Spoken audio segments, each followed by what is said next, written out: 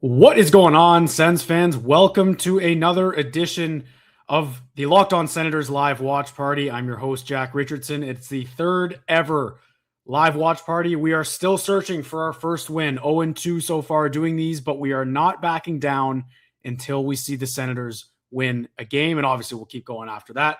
Happy to have you all with us, obviously along for the ride. For those of you who are new, this is always brought to you by the GCP. Right in the heart of downtown Ottawa on Bank Street, 7079 Bank Street.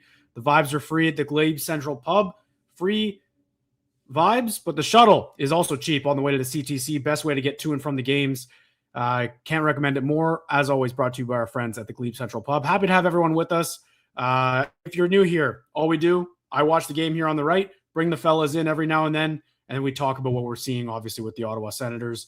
And taking on the Florida Panthers tonight. Obviously a bit of a challenge if you're trying to look for a win. No big deal. Defending champs coming in here back-to-back Florida Panthers, but they're injured. They're struggling a little bit as well. They're coming off 2 losses, just like the Ottawa Senators are coming off of a few as well. And oh boy, if you missed Thursday, I was sitting here the entire time for an 8-2 loss to the Colorado Avalanche. I'm a positive guy. I like looking at things positively. The only way forward is up from there. Surely it can't get worse than Thursday night. We will see what the Sens have in store for us. Obviously, a lot going on with the franchise, just, off the ice. There's a lot of stuff in the media with the players today. I'm expecting a energetic effort from the Ottawa Senators tonight in front of a home crowd. With the way things have been going, you know that if things don't go well, I know the boys mentioned it on the episode of the Locked On Senators podcast yesterday. If things don't go well, I feel like this could turn a bit ugly here with the crowd and maybe some booing just because of the way they've been playing and falling out of it a little bit. So we will hope to see what they've got. I believe the lines are kind of going back to similar combinations we've seen before with Zetterlund, Tkachuk, Stützle, Perron, Batherson, and Cousins. I think that leaves Greg, Pinto, Amadio, or Giroux as well, and I believe Greg is centering the fourth line. So a bit of a new look on that fourth line maybe, but looking forward to it. Hockey Night in Canada. Gotta love it. We're here for you, bringing you a Hockey Night in Canada stream. First ever. And also our first ever Eastern time. The last two, Utah and Colorado, were at 9:30. I think I'm going to have Pilsy join me here for the first period at some point. Maybe midway through the first, he'll hop on and we can throw in both of our thoughts on the game that's happening tonight. And obviously I'm very excited. I'm excited. I like doing these a lot of fun. I hope everyone can enjoy it with me. I know things have not been great for the Sens lately, but I'm still going to be churning out that positivity until bad things happen on the ice tonight. Obviously, I think we'll just have to see how things are going. Watching the pre-games right now on Sportsnet, got all the reporters in all the different cities. Some big games. Obviously, the Red Wings and Canadiens, the big one at the top of the division, and then this one, the Sens and Panthers, two teams that are kind of fighting. The Sens are far out of it. They're dead last in the division. They're 6 points back of a playoff spot, but it's so tight with other teams that a win tonight ties them with the Panthers in regulation if they can get the 2 points and not give any to the Panthers. So we will see if they're able to pull through there, but I really hope that we just see something better. The Sens have been scored on first in 8 straight games.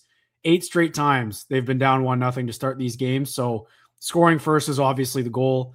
But again, it's no slouch of an opponent. Injuries don't really matter to me with the Florida Panthers. Like, obviously it's an easier opponent right now, but man, the way that team plays, I kept doubting them in the playoffs, even last year, which is stupid given what they did 2 years prior and the year before that. They just find a way every time. I'm happy no Matthew Tkachuk tonight. It looks like, I don't have game sound, so I'm pretty sure there's no Matthew Tkachuk. They're doing a little Matthew and Brady thing here pregame with the, I believe that's Sean Reynolds. I don't think Matthew is playing from what we saw this morning. And I believe no Brad Marchand as well, no Sasha Barkov. It's crazy, the firepower out of the Florida Panthers lineup. And the Sens, other than Linus Ullmark being on leave, are fully healthy. That's another frustrating thing I think that I didn't even touch on in the last few games, that they've been fully healthy, the lineup anyway. So obviously Lars Eller getting his first home game in a while here. So we'll get our score bug up. That's what it's going to look like. It was pretty humbling going in and editing the last one, 8-2 final. Hopefully that's not anywhere close to what we see, unless it's in the Sens' favor. That'd be nice. We'll see. We'll just see what they're able to do. And I always think it's a bit of a later start. I think the puck had been down at this point in Colorado. 8 minutes past. But yeah, I mean, not much for me to talk about pregame here. People know what's up. The Sens need points. They need points desperately. Looks like Marilainen's getting the start. I got to be honest, folks. Like I'm pretty just. It's a simple issue for me. The Sens, the team on the ice hasn't looked great the last little bit, but let's be real here. The goaltending is number one problem and probably number two problem. They just need some saves. They need some saves. Teams aren't always going to have their A game. They're going to have periods where they get hemmed in and get outshot, outchanced. You need your goaltender to stand up every now and then. And the Sens just haven't had that enough this season, quite frankly. So they need average, even just slightly below league average goaltending to get by and get some wins, I think, if they play their game. And they haven't even gotten close to that. The team worst save percentage has been dreadful. I know I'm on the goalie-friendly show here, the Locked On Senators podcast, but the boys would tell you the same thing. Every Sens fan would tell you the same thing. You can almost split hairs trying to analyze the team, I think, and talk about their lineup, and they're not making the right decisions. Players aren't playing well. Certain guys need to be better. They do, but it just starts in net. It starts in between the pipes. And I mean, Levy, like, I think coming into this season, it was the least concern, the smallest concern possible, right? With how he played last season. But all of a sudden here, a year later after that stretch he had, just the complete opposite feeling for Levi Marilainen. So he needs a bit of a get right game. He needs to have a game where he just makes no mistakes, has no bad goals against, because even the 3 against Colorado, I didn't like at all. I know it's McKinnon and Makar on goals 2 and 3. Goal 2 is maybe the one you give him a pass on, but with how things have been going and the way those went in, I obviously don't blame Travis Green for pulling him. Starting him in general was a bit of a question mark, and obviously Mads Søgaard was no better and actually probably worse against Colorado, but I think the boys, again, going back to their episode yesterday, really summed it up well. Like, you need to at least give him a chance to get ready for the game. I think Pilsy was harping on that. So Pilsy and I will be talking about Marilainen when Pilsy gets in here during the first period at some point.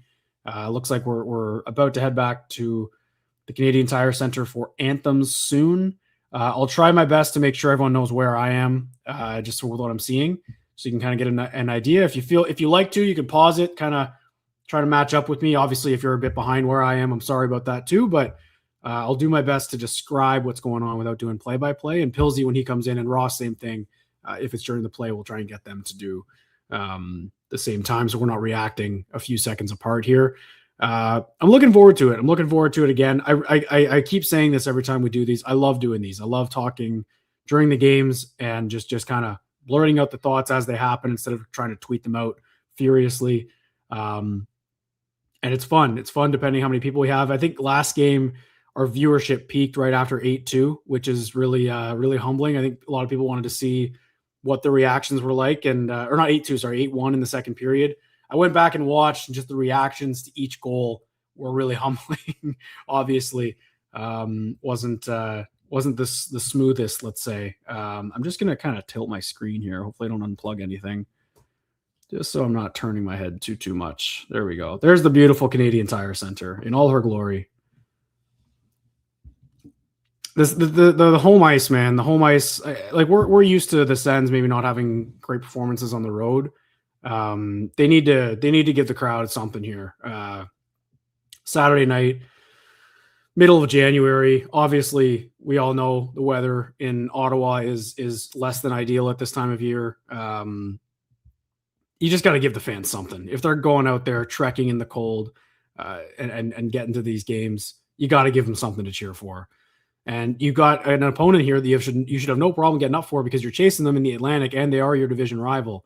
So I'd like to see the Sens do well. It's funny, actually, with all the issues that are going on with them right now, and Lyndon Slewage doing the anthem is just perfect, by the way. So obviously the legend there.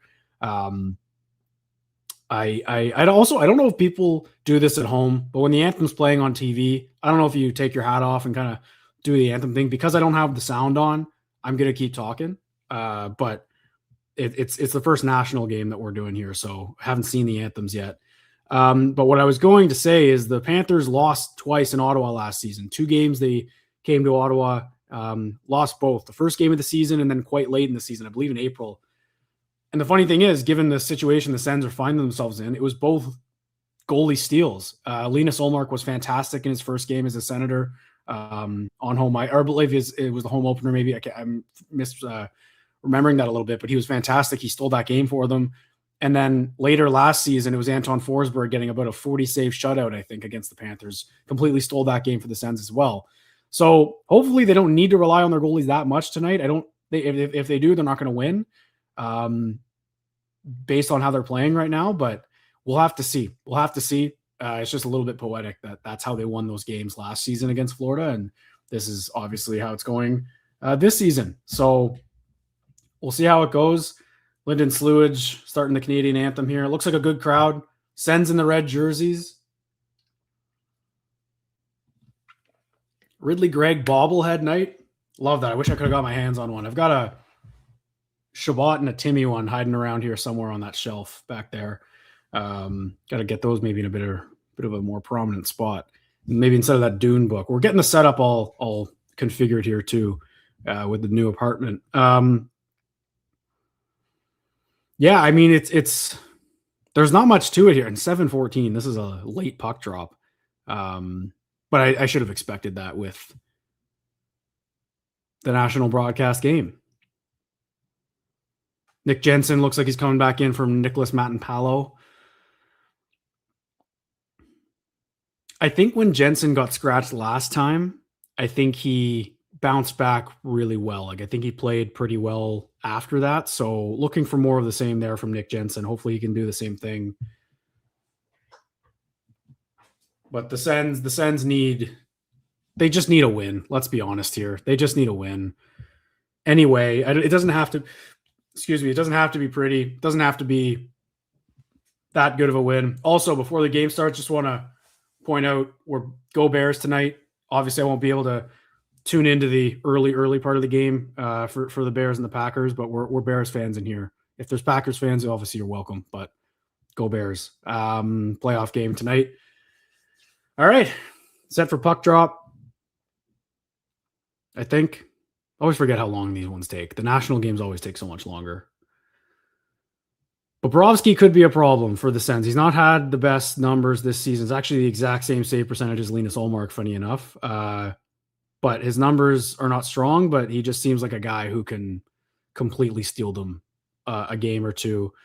And I'll do my best to keep an eye on the chat, probably just in commercial breaks and stuff. I've learned that there are people who are going to be ahead and have access to who's scoring and stuff, and I've spoiled a couple goals for myself. Obviously, there were 10 the other night. There were quite a few. All right, here we go, finally. Puck drop. Puck just dropped for me. I got Zub moving it up the wall. That's where I am in the game. And here we go. We're away. Back-to-back defending Stanley Cup champions. First trip to Ottawa this season. They are coming off losses in Toronto and Montreal. So that road trip that most teams take through Eastern Canada has not been kind to the Florida Panthers so far. They got pumped in Montreal. Or not pumped, but I think it was a couple empty net goals, but beat handily by the Habs the other night. So they should be a hungry team, which is a scary proposition, I'd say. There's Batherson. Batherson, Cousins, Perron is a line that is just lost off Cousins' stick there. At times it's been one of their best lines offensively, but sometimes they're just too quiet. They're just too quiet, you know. I will not be showing the game. I can see some people in the chat there asking that. We can't show what's actually happening in the game. So it's more of me just commenting along with what's going on, just because of rights and everything. We don't want to get banned from the Locked On Senators YouTube, obviously. And this is a YouTube exclusive. We're not releasing this on audio or anything like that. I had someone mention I should put a mirror behind me so you can kind of see the game. But I don't know if that's what we'll do, but I like that idea nonetheless. I have some thoughts on these red jerseys. I really do like them when they're up close and you see them on people, and just like even when the camera just zooms in on the players on the bench or whatever. My only issue with them, and I think the announcers would probably agree, it's hard to see the numbers a little bit from distance, like to see who's who. And I think we have a general, exactly, it's a follow along stream. That's a good point. That's what I should call it. It looks like a penalty here coming to the Panthers. So power play gets an early chance here. Donovan Sabrango, former Senator. That was a tough loss. That was a really tough loss. And it looks like for this power play, it looks like we've got co-host Locked On Senators podcast, Brandon Pillar. How's it going, Pilsy? Let's go, Jack. I figured I'd wait for a power play to join, keep it even strength. Now we got the man advantage. I like it. It looked like a high stick on Lars Eller there. I don't know if that was Rodriguez didn't like it, but he hit him in the face. So I don't really know. That's an easy call. Yeah. He thinks he sold it. I mean, it's a stick in the face. So that's a penalty in my books. This is huge, Jack. Power play at home up against the Panthers. Let's get it done here. Pilsy, I've been negative on the goaltending, which is shocking, just given obviously the situation. The power play has also cooled off a little bit. So if there's one thing I can harp on the team and the big boys, it's the power play for sure. I think the power play's got to be way better. Oh, just been too much passing. Wait, I guess, Jack, we better see if we're synced up. I'm at 7:33. Or 17:32, 31. I'm at 17:45. Okay, I'm ahead of you for once. All right, let's go. You got your internet. I'm seeing Sam Bennett kind of break in right now, and Timmy makes a nice play on him. Okay, well, do you want me to pause up then? Sure. Okay. I'll let you know when I'm at. Okay, I'll pause at 17. Nice even number. Okay. I'll let you know when I'm there. Yeah, I got it working this time. No black. Intricacies of the watch party. Yeah, seriously. All right, I'm at 17 now. Okay, I'm at 17 now. All right, there we go. Okay, sweet. Here we go. And we're off. This is good. Yeah. This is good movement. I like this movement on the power play. I think they're good at this, but they got to find some seams here.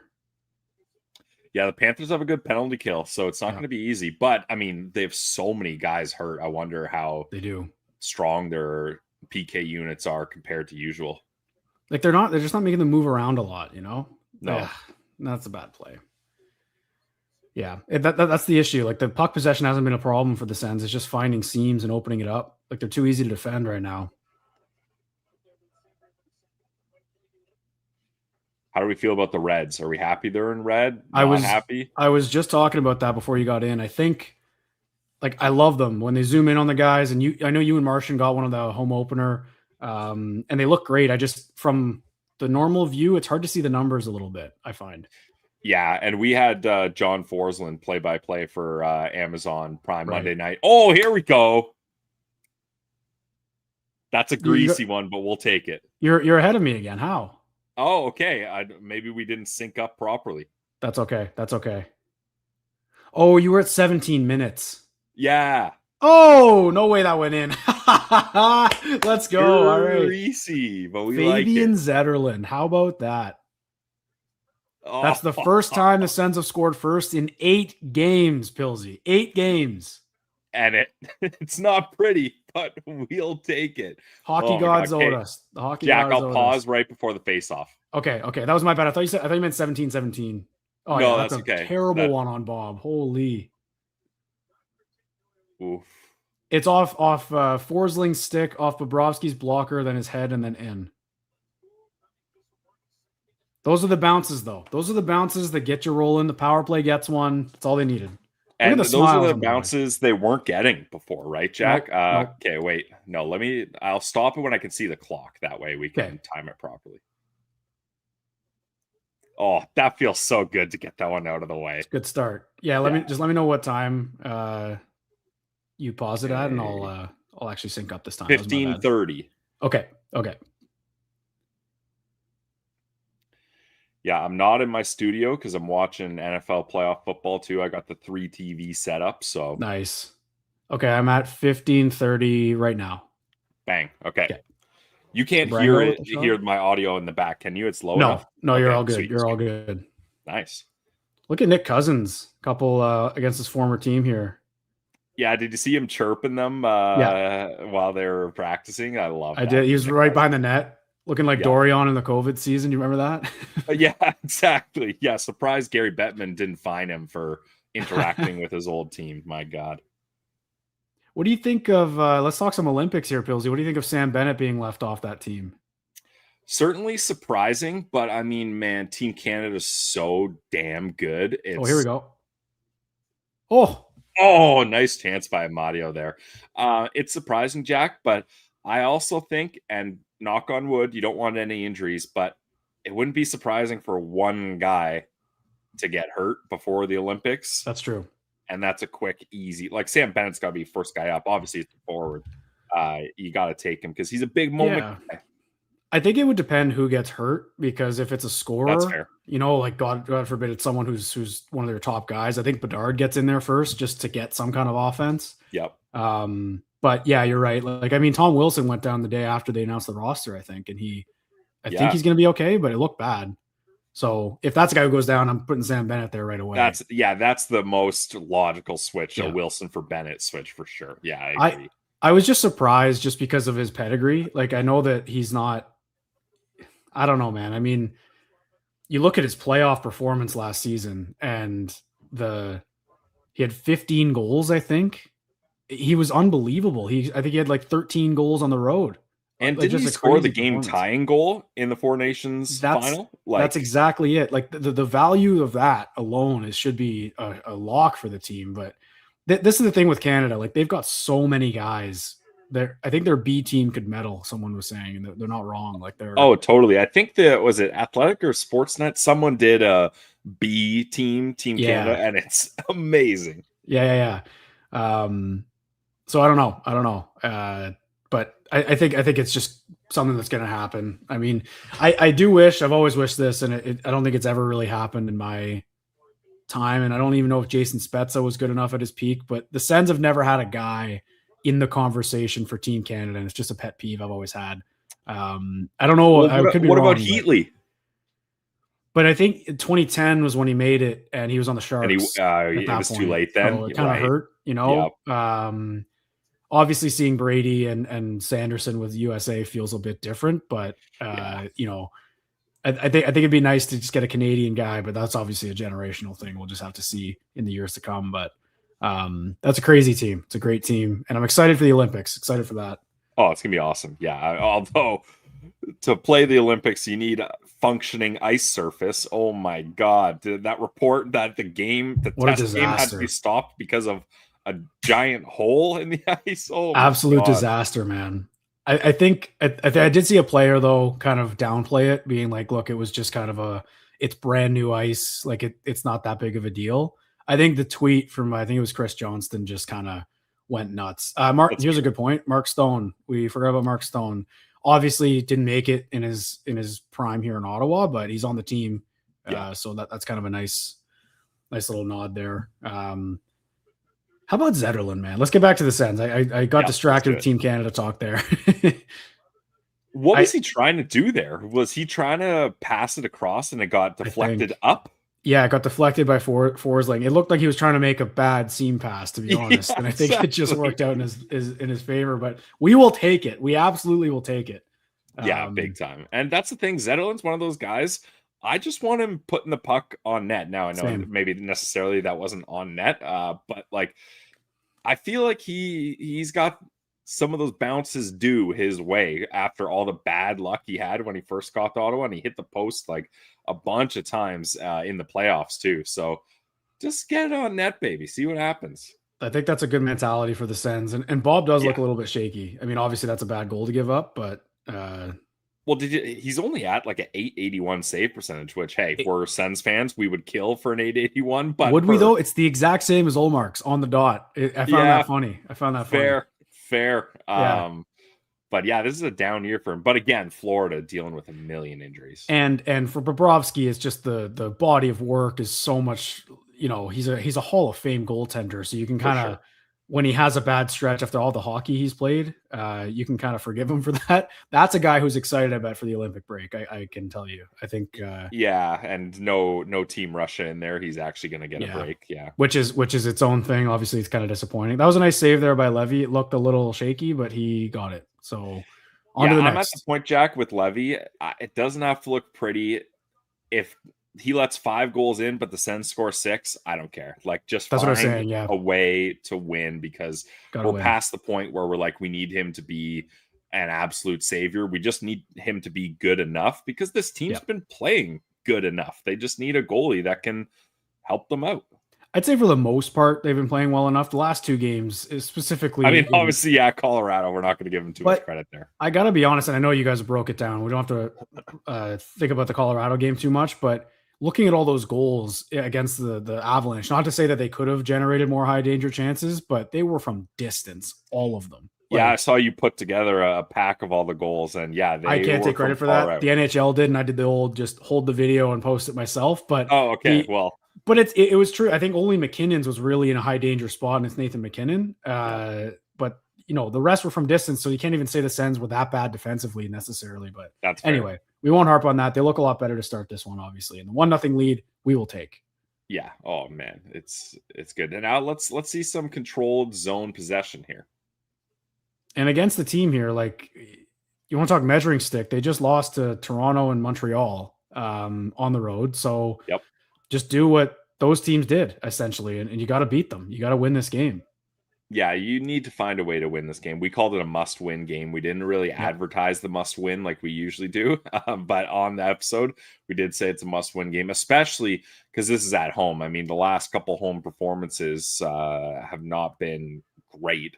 No. So you got to get this CTC crowd into it here. And they have. The first goal was massive. First, I believe they put up the graphic too. The Sens are 12-2-2 when they score first this season. So the recipe has been used. Let's just see if they can follow through on it. So now we just need a Pinto goal. Exactly. And then I think we got a guaranteed dub. I really like how they look in the defensive zone today so far too. Sticks are active. Nice shot. There we go. That's a nice smooth play. Good transition. When you start in your own end, and the fourth line too. The fourth line gets the puck up there. Sucked to see Stephen Halliday go down, but I think full lineup. I know that I want him to play, but I'm not. I want to see Lars Eller a bit more. I think he was a nice signing this summer, so I'm not upset about it. Yeah, I'm disappointed, but it makes sense. Like, what are you gonna do? And Belleville needs the help right now, yeah. So.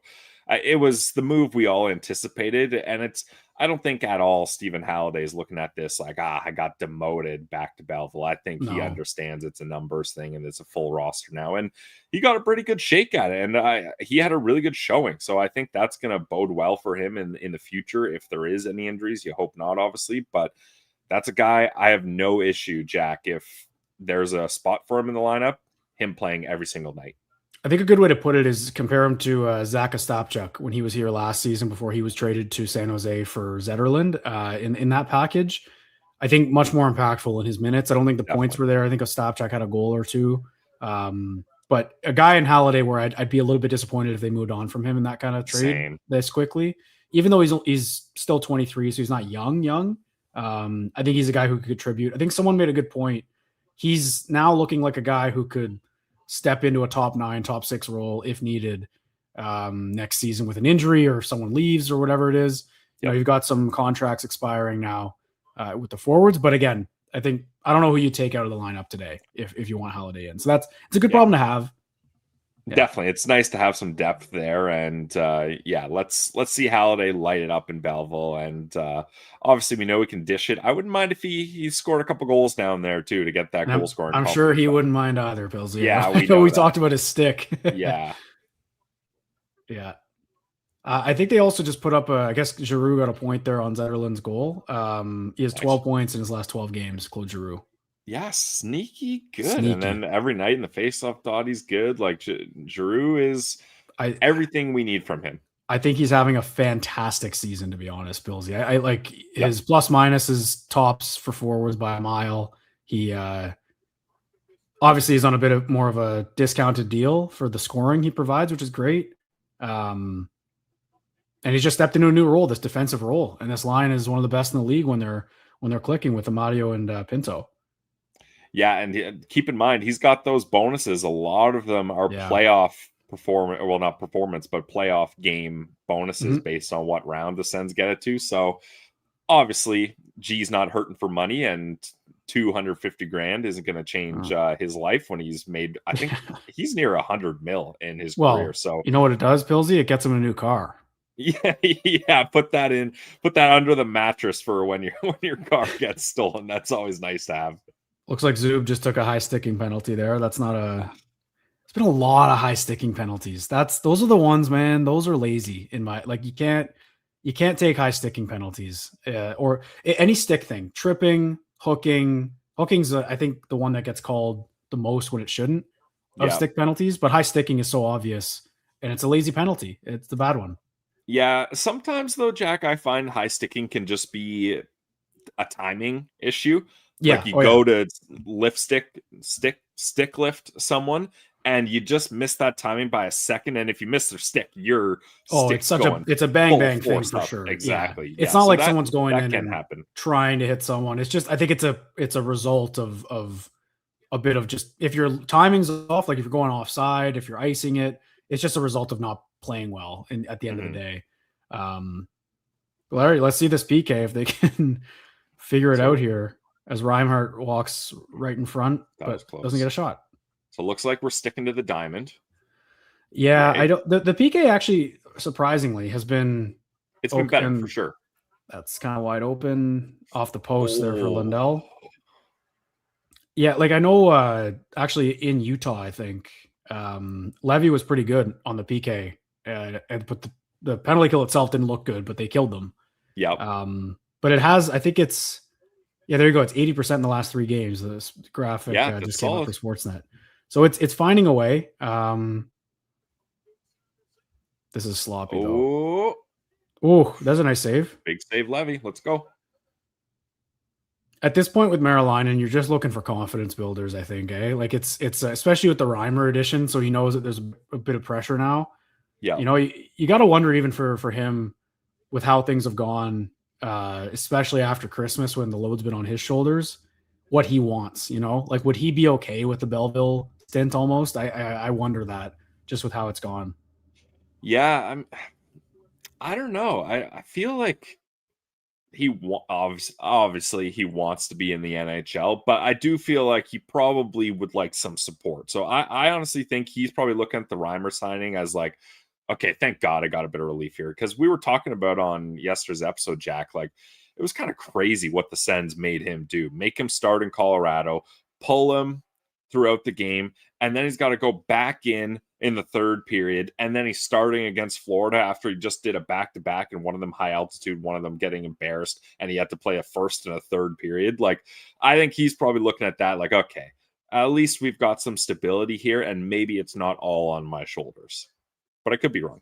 We got 1-1 game.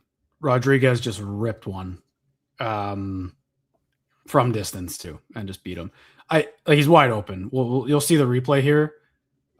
Timmy overslid. I think it was Tim. It's the battle in the corner. And he slides here. Yeah. I don't know though, man. That's not that quick of a shot. And he sees it. Like that's one you'd like him to have. That he's just got to save that. Yep.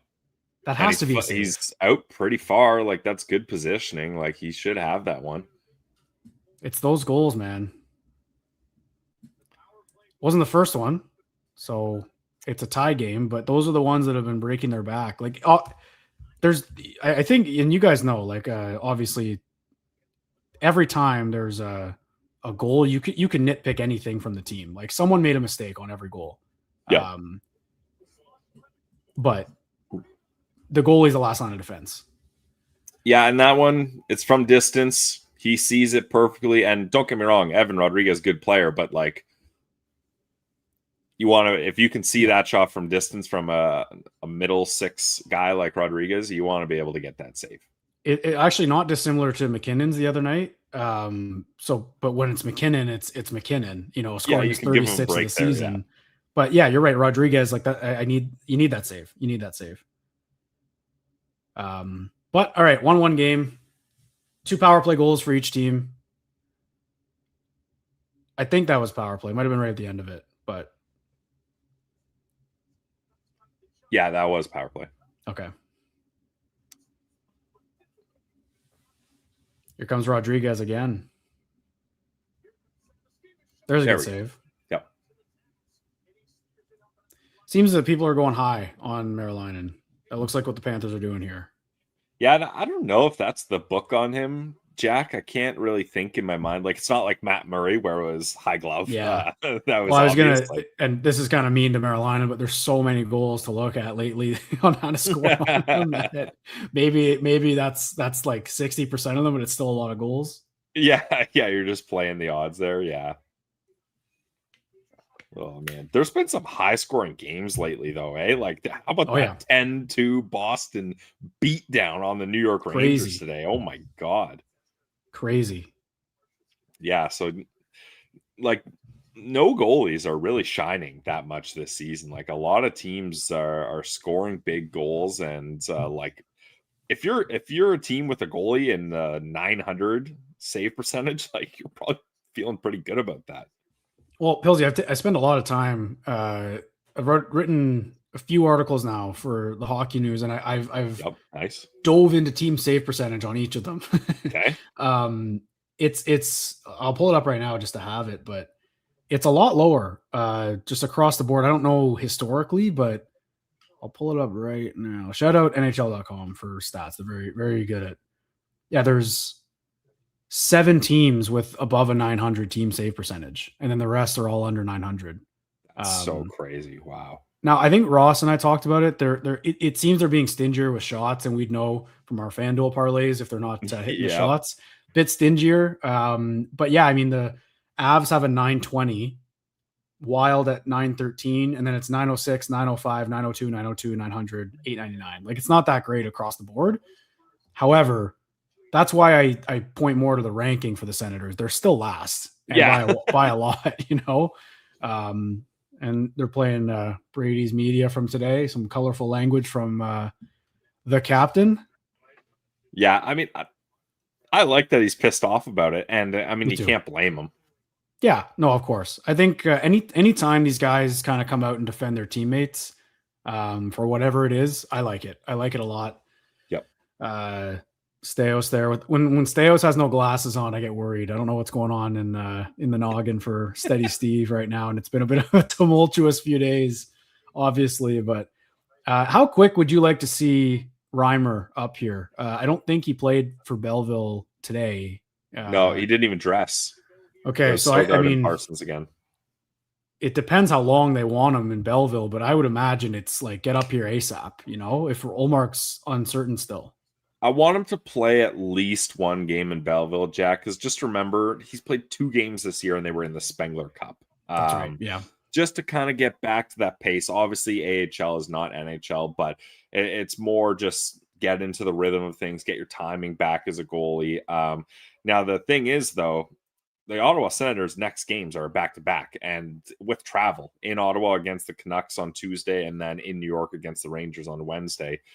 But then on the weekend, they have a back-to-back too. So I think at the very least, you want him ready to go and in Ottawa for next weekend, especially because that's Montreal, Detroit, again, with travel. I think you're right. And the problem too, though, is when going through the schedule, like the next 2 after this one, their next 7 games are very winnable. There's 3 divisional matchups, including this one. They've got Detroit and Montreal back-to-back next weekend, Montreal at home, and then in Detroit on Sunday. Those are the ones that I don't even circle as winnable, but they're teams that you should be able to compete with and haven't so far this season. But their games have been, you know, obviously they dominated Detroit the other night and just didn't get a save. And they've beaten Montreal once and dominated them in that game on the road. So there's reason for optimism in those 2 games. And then the other ones are Rangers, Canucks, Predators, Columbus, like just games they should win here. So you gotta win those games. Yeah. It's not looking so bleak. A win tonight would go a long, long way. Obviously 2 days off after that now.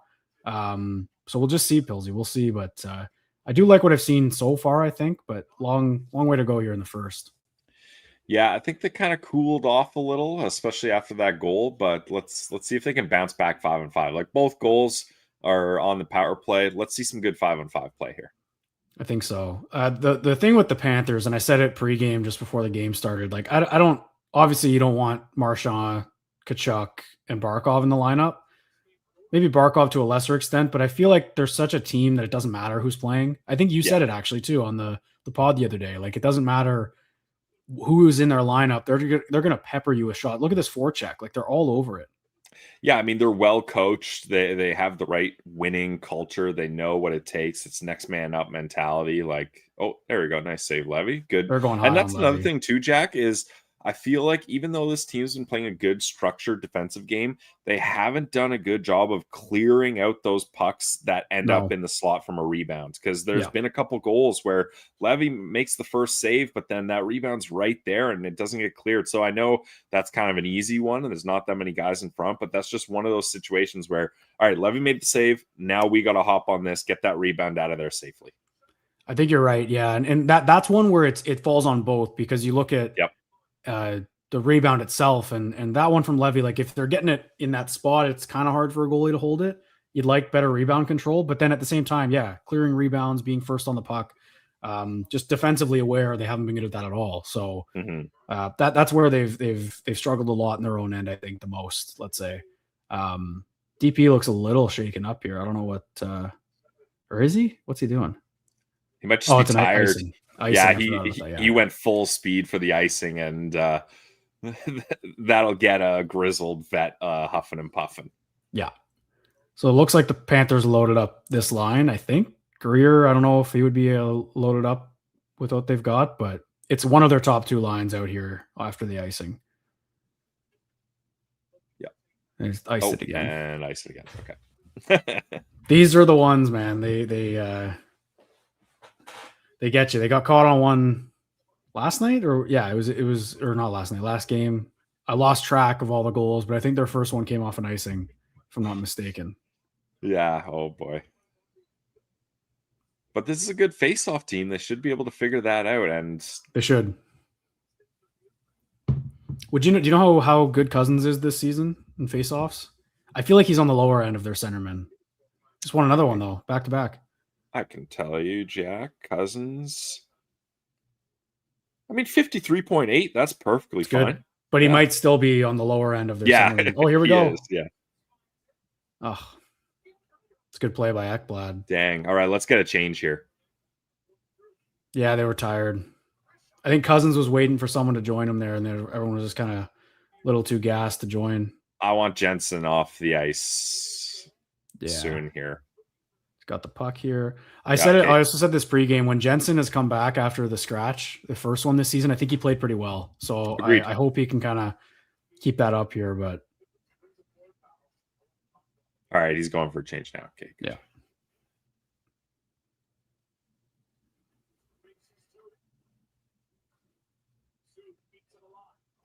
It's funny. This is now the de facto Panthers top line: Luostarinen, Lundell, and Reinhart, and that's probably the shutdown line when everyone's healthy.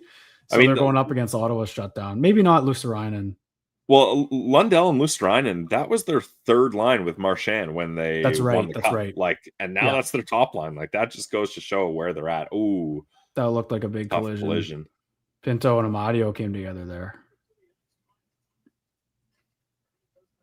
They both seem okay. Amadio looks a little shaken up, but Pinto was kind of flexing his leg there a bit. Oh, no way you're calling that. Another one for Zub. That's not good, Zub. It's been all Panthers here. Or not. I mean, there haven't really been many looks, but they've had the puck, I think, which is what they do. That's kind of what the Panthers do. So Sabrango is out there. What did he do? I think he threw the hit. Man. Damn. I mean, that was clean. That's interference. Yeah. That was in the moment reaction for me. That's just plain interference from Zub. Yeah. That's two bad penalties from two, I think. Yeah, that's not great. That was a clean hit by Sabrango, though. It's a great hit. Man, it's tough they lost, which is crazy because, like, in that DeBrincat deal, he really seemed like a throw-in player because he was playing mostly in the ECHL, but so he used to play for the Kitchener Rangers. He did. One of my old co-workers, when I volunteered with Rogers TV covering the Rangers and the Storm in the OHL, Sean Fafaro, he's the host for Rogers TV covering the Rangers. So we had him on the show, and he told us, like, hey, don't discount Donovan Sabrango. Like, he's got strong personality. He was really good when he was here. He's a driven kid. You know, obviously we heard about the backstory with his family, so he's got a lot of kind of ambition. And he turned out to be a nice player. Like, that was obviously, I'm not going to overblow it and say it was a big loss for the Sens, but when Chabot went down, would have been nice to have some left shot defenseman depth. And now he's playing on the Florida Panthers again. Again, a team with lots of injuries. Like, he probably doesn't crack this lineup when they're healthy, but still to lose that guy for nothing. And that was minimal, sure, but that was a piece of the DeBrincat trade you were hoping to hold some value onto. Just the Sens luck, eh? I played against him growing up. He's a year younger than me. Yeah, I played against him 2 years maybe. So just for those who are familiar with the Ottawa minor hockey setup, there's a school or a couple prep schools that started when I was playing AAA called the CIH, the Canadian Hockey Academy. They played out in Rockland in a really nice rink. And he was on that team. He was on that team playing a year up, so playing against guys a year older than him. So he didn't stand out necessarily then, but he's playing against all guys a year older than him and did pretty well, all things considered. So obviously great for him. Turned it around a bit more than I ended up doing, obviously. But hey, you're doing really all right. Yeah, I'm doing all right. I'm playing men's league at 10 p.m. every Monday and Tuesday. Here in Montreal. You're still lacing them up. That's all that matters. Yeah. No, but obviously pretty cool for him to be able to do that. And it was very brief, but wasn't one of those guys back then. And I like those stories where you're thinking he's going to the NHL for sure, you know? Yeah. I wouldn't mind seeing a little creating a little offense by Timmy here. He's been really good at that lately on the PK. So let's get a quick break, a nice clear, like a good bank clear off the boards and send Timmy. Oh, of course he changes rises. PK is quick shifts though. Quick. Yep. Especially the forwards. You want them fresh so they can move around out there. So I think that's actually a good time to change. Yeah, no, I think if you're on the PK and you have a whistle and a time to change, I think no matter what, you just... Here we go. Yeah, okay. Let's go. Pinto is not ready for that. I wish he would have just slung that on net there. Little indecisiveness from Greg on bobblehead night. Yeah, true. This will be one of the first bobbleheads I don't get, Jack. I got all of the other 4 of them, so... Maybe I'll have to buy one off a Citizen. I was just saying I've got a little scrambly. Right. That out of there. Puck is bouncing a lot. Yeah. Oh no. Did they miss it? They're not calling it. That was a blatant high stick though by Clevin. Yeah, that was a whack in the face. There we go, Levy. Good cover. They're playing with a bit of edge here. Which I like, and they have to against this team. I mean, these two teams coming together, they're always pretty chippy. Yeah. I mean, look at this from Pinto. Don't really see that often from him. I like it, though. Update, Jack. The LA Rams just beat the Carolina Panthers. Okay. So that's a Panthers team losing tonight. Let's see that trend continue in the NHL. Panthers lose tonight. That would be great. Who's our Puka Nakua? That's the question.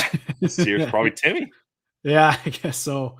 I'm going to need you to keep me updated on the Bears. Yes. For the first half, at least. Obviously, I'll be able to catch the end of it, but we'll do big one in Chicago. I got my sweater. Oh, nice. Yeah. I find in football, obviously I'm into it, but the first half, it's kind of boring. Like it's turned into basketball a bit for me when the games are so close. I really just need to watch the fourth quarter. Obviously with the Bears though, I'd watch as much as I can, but. Or you got to place some bets on FanDuel, get a little action going on the prop bets. That helps. First half prop bets are not bad in football. That's for sure. I had a nice one over just before Christmas. It was the last Bears and Packers game. Nice. I had a good one with Caleb Williams on the last play, that like Hail Mary throw hit it for me. So that was great. That's the best. Yeah. I guess they took both Bennett and Pinto. Not bad. Yeah. Man, Hunter Shepard is a cartoon character. I know. I love the hair. I love it. It's crazy. Have you seen him? I think maybe his like NHL picture is him without a beard.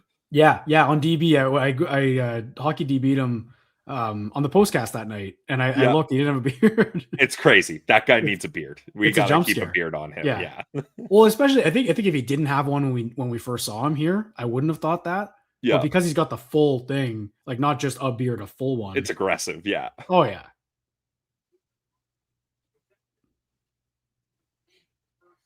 All right. Nice. Here we go. There's a chance for G. Ah. It's well defended. The Panthers are so good right around their net. Like their defense, just their sticks and their positioning. Yeah, they got good sticks. Yeah, definitely. I'm partial. Yeah, it's good. It's a good kill. That was a good kill. They got a couple offensive chances, didn't get anything out of them, but it's a good save. All right, there you go. There we go. That's what we need right there. I'm a bit partial to the Oilers just because I've got family out there. So the last 2 Stanley Cup Finals have been painful. Watching this team just steamroll the Oilers by the end. They're unbelievable. So like just one of the best teams that I think a dynasty already. Yeah, I called them a dynasty already. I'm with you. I mean, I think people forget before Tkachuk came, and then they had the run in his first year to the finals, sneaking into the playoffs and making the finals. The year before that, they won the President's Trophy, Pilsy. Like they were coming off a really good regular season and just got bounced by the Lightning. But I think that alone gets them dynasty status to me. Yeah, and that's the year Giroux was there. They added Giroux at the deadline, right? So like they've put in the work, and I don't know. I know everybody says you got to win 3 in 5 years or whatever, but I just think the way they've dominated and the way here we go. It's Find there. it. Greasy. Oh my God. Oh. How'd that not go in? Look at Brady. It's a good shift. Yeah, he's got keep it going here. It's good work by Batherson. You gotta hold this pressure. Okay. All right. Well, four shots isn't great, but I mean low shot period. Honestly, like I wouldn't say the Sens won that period, but I'm happy with their performance in this period because you look at 2 penalty kills. That chance right there, like they had some good opportunities. Otherwise, they had 2 good opportunities on the penalty kill that they weren't really able to get anything out of. Like, I still think this was after coming off that Colorado game. This is a good start. Yeah, I like the way they battled a lot in that period, specifically in the D zone. And I think I'm going back to it, but you just think of the Panthers, and obviously, like we mentioned, they're a dynasty. We just said it, but even with their top guys, they don't have guys like a McKinnon or like a McDavid who are going to beat you like that. They beat you like this. They're just really good at it. The Barkov and Tkachuk and Marchand. So I think doing this, you can't just sit here and sit back and be like, yeah, it's an undermanned Panthers team. I think it's also a tired Panthers team that's played a ton of hockey the last 3 years. So you're bound to catch them on some nights. And I think the Sens held their own there for a little bit. Would like to see a bit more offensive zone time for sure from the top guys. But you're right. That last shift was great. I like that a lot. Yeah. Good pressure. We got a question from Shane here, Jack, addressed to you. I'll let you take it. Yeah. I mean, the pass first mentality, I do think they try and set up the right play every time. And to be quite honest, I think it's just a result of being goalied so often. So often they're taking shots and then not contribute or not finishing. So they're saying we need to make a good pass to make sure it's a clear shot and a clear goal. And I think that could be why. But obviously with that goal that went in on Bobrovsky here, you kind of want to throw everything at him. However, I actually want to bring up something, Pilsy, and you can speak to this a little bit too. So I think Levy a couple weeks ago said something along the lines of when he sees more shots, he likes it better. And I think some goalies say the same thing. This was around the time the Sens were not letting up a lot and he was giving up a lot of goals because he wasn't seeing a lot of pucks. I wonder if scouting report on some goalies, a guy like Bobrovsky, when he sees a lot of pucks, he's great. And I think it's the opposite. So I wonder if scouting report, the team says, don't shoot absolutely everything. And, it's frustrating because, it's hard to score like that. But I think we kind of forget sometimes all the pre-scouting, good or bad, that goes into every game. So there's so much information going through these guys' heads that it could be a game plan. Just pass as much as you can, get them moving. I don't know.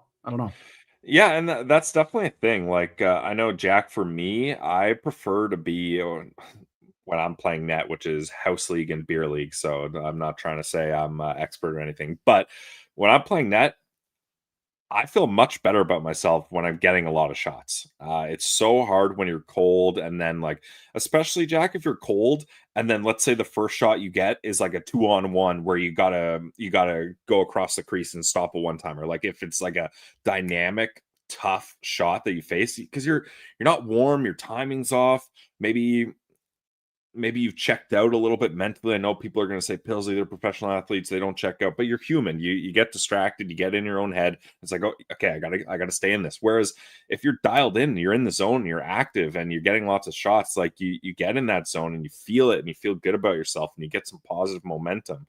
Or even just, I know I get frustrated, but touching the puck, like you got to find ways to get in the game, even if it's just like stopping it up for your guys, like just be mobile, be moving. And I know Elliot Friedman told a story a couple, well, this would have been a while ago, but when Pecorino was on Nashville, they had a team discussion and he kind of told Barry Trotz and the defenseman, like, hey, I need to be seeing more shots. Like I play better like this. And they're like, well, we're not just going to give up more shots. And he's like, yeah, I'm not saying break down defensively, but don't worry about blocking so many shots. Let them have those perimeter shots. Let me feel it. Let me be in the game. And that can be huge for goalies, but it's tough because when your goalies aren't playing well, naturally the defensemen and forwards are like, I got to block everything because I just don't trust my goalies right now to make these saves. And like we saw Timmy, perfect example of that. Levy's not playing good right now. He overcommits to diving to block that shot, and that opens it up for Evan Rodriguez to toe drag around him. And then that's a shot you're supposed to save from far distance. You got a clean look at it, Levy, and he lets it in. So Timmy's probably like, I need to do a better job of blocking that shot. And it's a frustrating spot to be in, and it's not an easy solution. Yeah, you watch that shot by Rodriguez, and if you look at Rodriguez right when he gets the puck, Timmy, he knows Timmy's going to slide. He's not even looking at the net. He's looking at Timmy. And then as soon as he slides, he just drags it around him. So I think I'm trying to do a thing now with these watch parties, Pillsy. I'm trying to do 3 things that stood out to you in that period, in that first period. If you have 3 things, Sens related, I guess, that stood out to you, what would be the 3? I'm trying to think. I mean, one to me would be the battling in the defensive zone, I think is a lot better tonight than it has been in the last few games. So I'll take that as number 1. I'm not sure what else you would have for a second thing. I'll go number 2, scoring first. Jack, I don't give a damn that it was on a power play and it was an ugly, honestly, not a very good play by Zetter. Like you said, like that pass was not making it through and probably gets cleared out by the penalty killers, but I don't care. Get it on net. You get some puck luck that hasn't been going your way recently, but scoring first in your building is huge. I know obviously it didn't give them the momentum boost we would hope. And people in the chat saying, look, that period was not good enough. If you're going to play 3 periods like that, you're not going to win. Fair. But considering what they're coming off of in their last game, I think that's a start where you can say, okay, we're in this. We scored first. It's 1-1. The goal they did score, sure, we didn't love it, but it was on the power play. Let's stick to playing strong, like you mentioned your first point. Strong puck battles, trying to get more possession 5-on-5. So for me, I'll go scoring first because we haven't seen it 8 games. So I'm happy to see that. Also the first time in 2 starts for Merrilainen that he hasn't had, or 3 starts, sorry, that he hasn't had 2 goals against in the first period. So just the 1 against for Merrilainen. So that's progress. That's my third thing. Obviously, yeah, not a ton offensively for the Sens, but I do think that was just a pretty boring period all around. There weren't great A's going on very often for each team. And obviously I'd like Levy to have that first one, just showing some highlights here from the other games. I don't really know what's going on in those ones, but they're just showing a couple penalties, I think. A hold by Veleno on Sandy and Pellica. I know that I'm with people there when the Hockey Night in Canada is going on. The Sens don't even get a highlight pack or a mention in the intermission. So actually come here, tell your friends, come to the watch party. We'll break it down for you. Yeah, exactly. But I was going to say, I think I kind of like it sometimes because I like kind of knowing what's going on in the other games sometimes, specifically down the stretch. Last season, it was great when you needed to know how the Habs were doing every night, whatever it was. It was fun on Saturdays. Oh, here we go. The Sens are getting some love. Giroux, I think. I thought Claude Giroux was awesome. He had a good period. Yeah, I think so too. Yeah, that's probably what they're highlighting here. Or quick transition plays, I guess. They did have a couple. You know what? I'm learning something from the panel. They had some nice transitions. And that's what I was saying, Jack. Like they didn't really like get really great shots, but they had good transitions and they created opportunities for themselves in this period. Yeah, like good chances through regroups basically in the neutral zone in their own end. Like look at this. Yeah, it's the 4 already they've shown. Maybe we weren't watching, Pilsy. Able to get that over. Like we weren't even watching. We were just talking. I guess those happen. I am finding obviously with the postcast you would know too in the next day of the show. I am finding mid game it's hard to analyze, like the Utah one with Tkachuk, and obviously was probably his worst game of the season. I didn't even notice, like just right over my head doing because you're worried about other things in here, right? And I didn't notice because you don't see the replays as much, but then you watch after, you're like, oh my God, like I didn't even talk about Tkachuk on any of these goals, and I probably should have. Yeah, I mean, it's tough. And hey, we're going through the learning experience of doing this. Yeah, and we appreciate everyone being here. It's a fun new do. The plan was to do it once in a while, and Jack, you sicko, he's done it 3 games in a row. I can't believe you wanted to do it after a 2 loss to Colorado. Yeah, I had some people telling me if they don't win, we got to shut it down. Like we can't go on a streak. And honestly, they might be right. But it is fun. I do like it because that's great.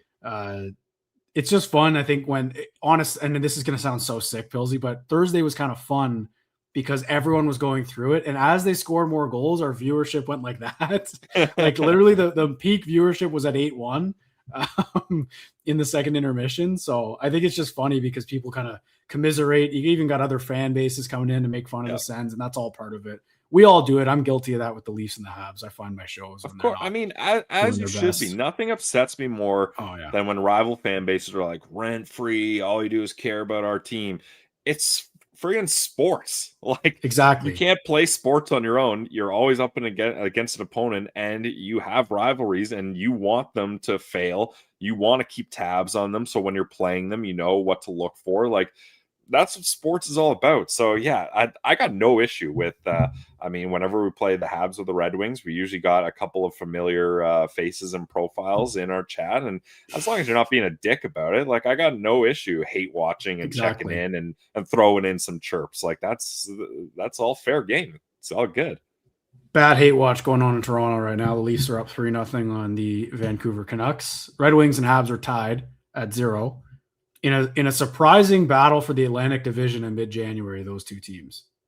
Yeah, I would never have guessed that that's where the Atlantic Division would be heading. That's for sure. Yeah, I think it's the top of the division is probably getting out of reach for the Sens, but the wild card is very much still in the conversation and will be until they're out. Basically, it's so tight, and yeah. And that's why I didn't hit the panic button, Jack. I had some people kind of putting pressure on me, being like, "Yeah, I would have been there. I wanted you to. I think I was there. You're blind, or you're just not paying attention, Pilsy, if you're not hitting the panic button after that Avalanche game and with all the off-ice stuff and signing Reimer mid-game, and that's fair. But this is it's still close. And I never, my expectations and my goals for this year, Jack, was not to be a top team in the Atlantic Division. I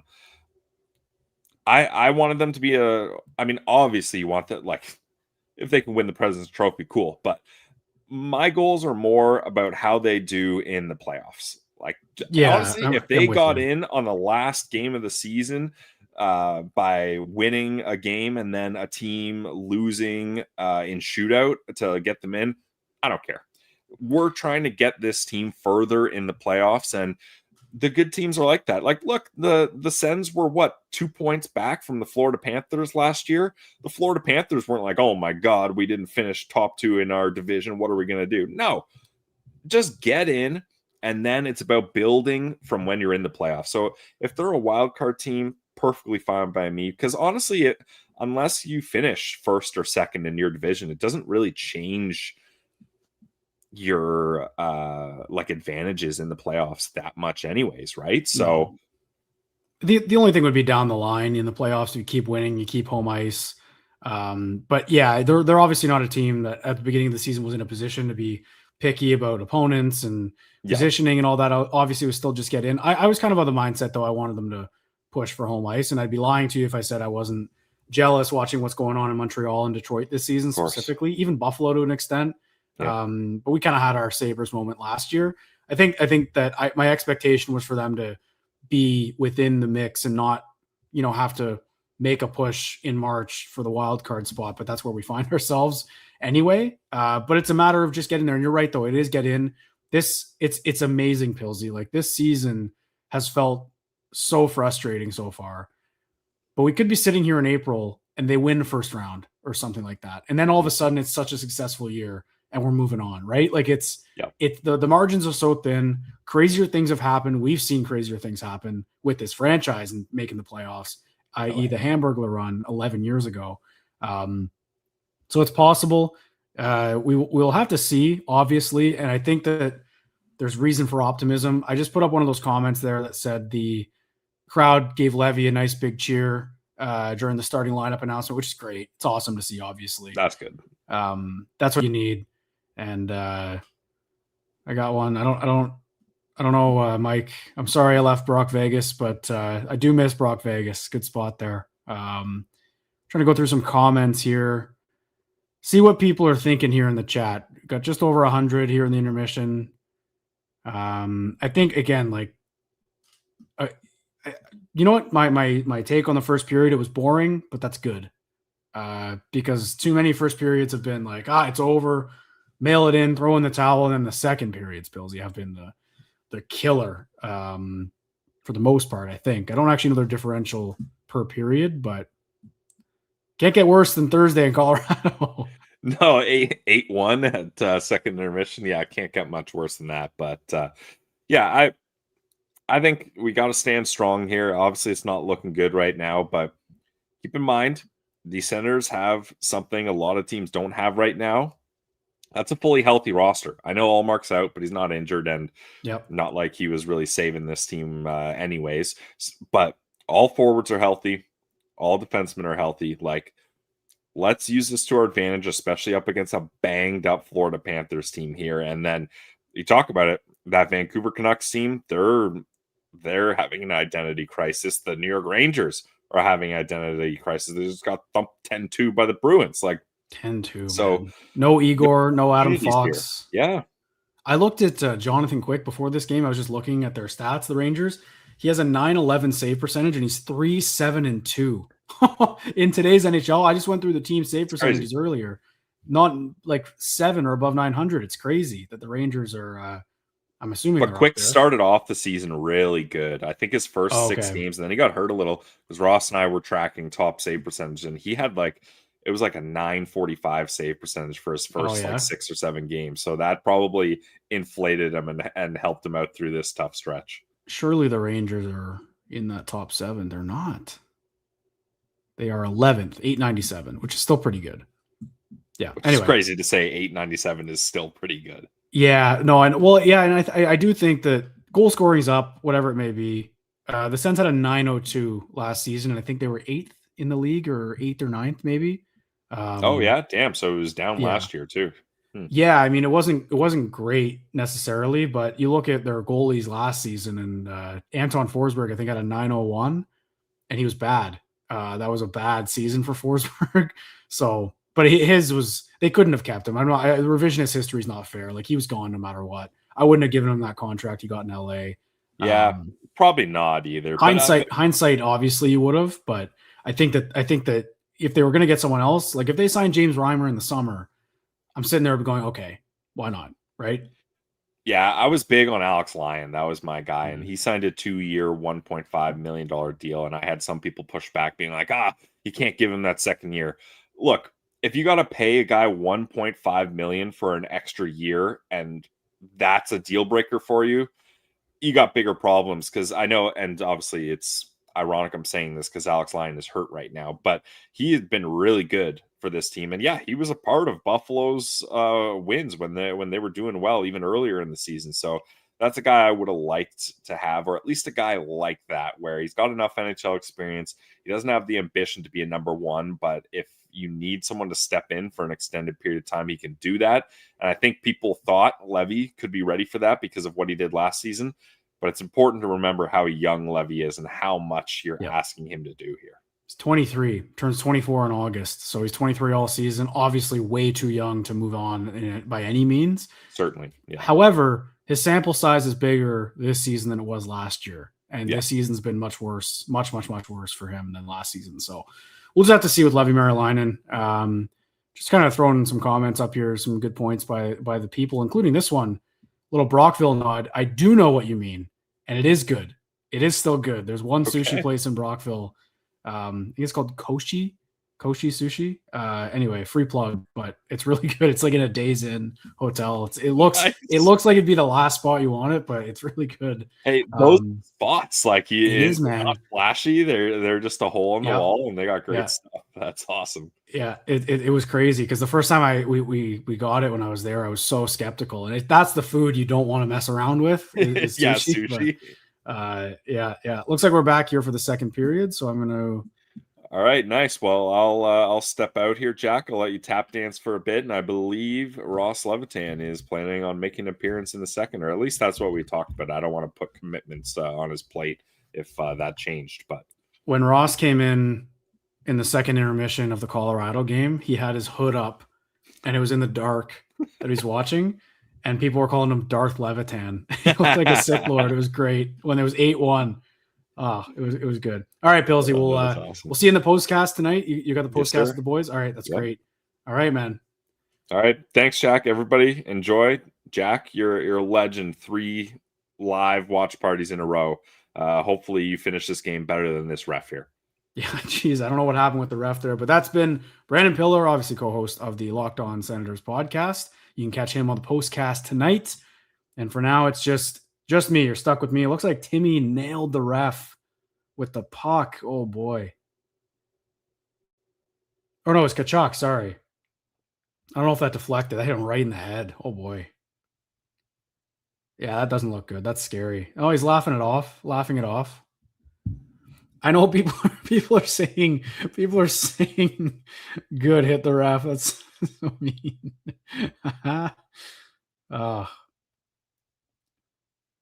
If it was Timmy who hit the ref, I think it would just be a whole other thing of him having to get calls. He'd have to fight back again, redo all the goodwill he built back after having that stretch. I wonder if it just hit him in the helmet. That's why you wear helmets, folks. Don't go skating. Don't play hockey without a helmet.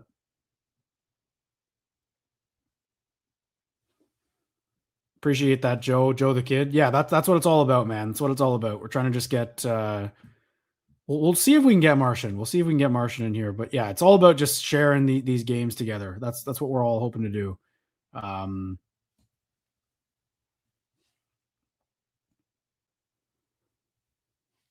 Watch game with Levitan after dark. That's good. All right, second period. Well, there's a close chance by Batherson. Side of the net. I do worry with Pinto. I'm not saying Sam Bennett's some kind of killer. Like, obviously, he's the Conn Smythe winner and feeds off that kind of energy. But when Pinto and him went at it there, I do worry that wakes him up a little bit and gets him. And there's a look for him. Nice save by Levy. Right in the slot there. Sam Bennett had a really good look. Another distance shot. That's a good save by Merilainen. Oh, here goes Batherson. Got a high stick. Are they calling it? Yep. It's good stuff.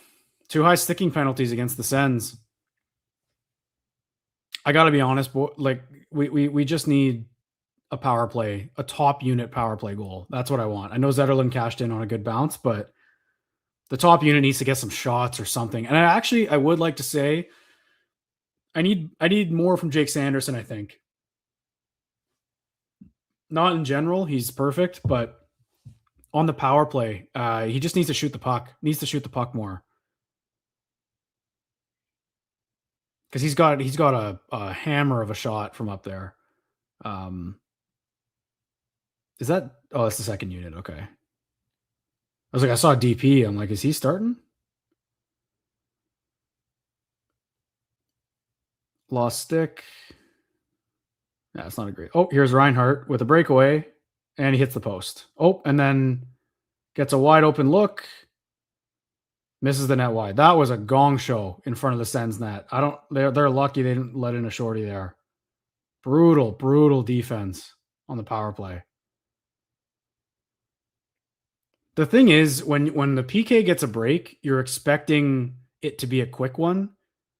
So some guys hang out up top, and it seems like they're cherry picking and not back checking, but on a power play, it's the right thing to do. But you got to be able to recognize that it's not that. If Panthers keep going up the ice, you got to follow them. You can't just sit back. Here's Zetterlund again. Oh, that was there. He whiffed on that one. There was a hole there. I think that's one of those chances though for the Panthers where it's you start the second unit and that almost cost them. That almost went in by Reinhart. That hit the post. Levy didn't even flinch. And then he sprawls on the second one. Shabbat makes a nice save. Yeah, best chances go to the Panthers, and then Zetterlund just shoots a field goal with a wide open look. Saw him score from there against Boston right before Christmas. I think people might read into the top unit not starting that power play. Here's a look. Brady just missed. I think that was just because they were tired. Batherson and Cousins were out there for a long shift before. This Panthers PK is relentless. Just all over the ice. Look at this. One bobbled puck and they're right on you.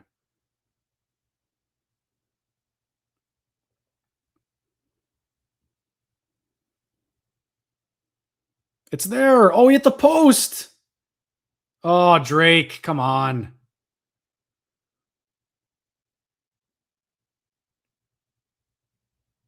Two posts on this power play, one for the Panthers and one for the Sens. That was right there. Couldn't buy it. Nice sneaky pass from Cousins there. Sneaky pass. And I know like that's one of those examples, the play that Cousins just makes there to Batherson, where you want him to shoot. But I actually don't hate that pass because he's got a defenseman right in his face. Like chances are that's getting blocked or he won't get a good shot off. That's a really crafty pass over to Batherson. I like that a lot. Just couldn't finish it off the post. That's going to haunt him. Made a nice play too to get it in a shooting spot. All right, 10 seconds left. See if they can get a look. Some kind of shot.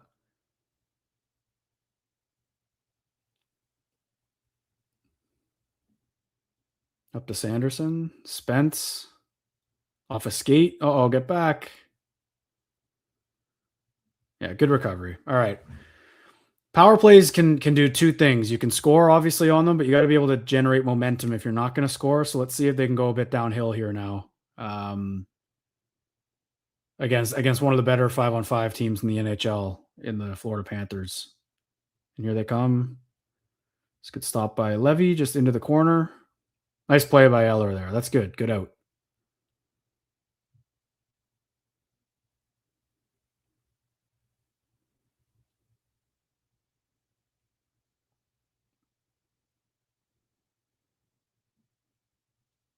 A lot of stick work going on in this game.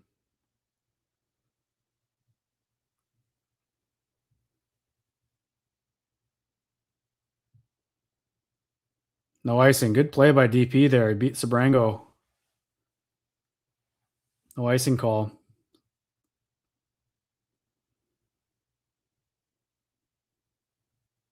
Back to the middle here. Sanderson up top. Doesn't get it through.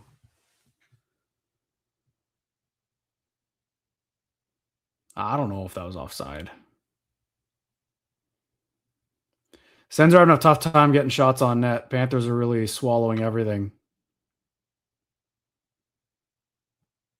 I mean, look at this graphic, man. They just need saves. They're fourth in shots, first in slot passes, ninth in slot shots allowed, third in expected goals allowed, 27th in actual goals allowed, and 32nd in team save percentage. From Sport Logic. All the things we knew. All the things we knew. Just every time you see it, though, it just hurts more. Need more saves. And look, Levy's got 10 on 11 shots right now. That's good. Just needs to keep going all game. A lot more hockey left.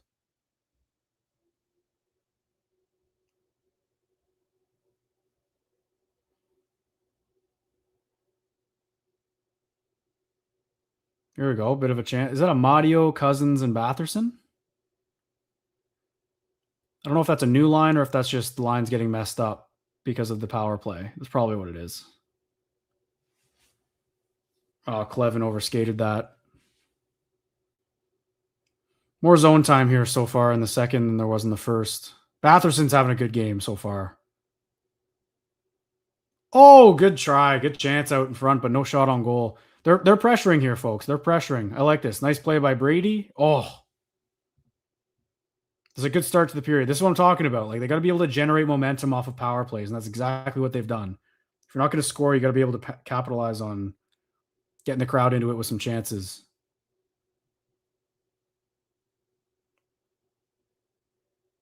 Now, eventually they do need to score, obviously, and get shots on net, but I'm liking this start so far.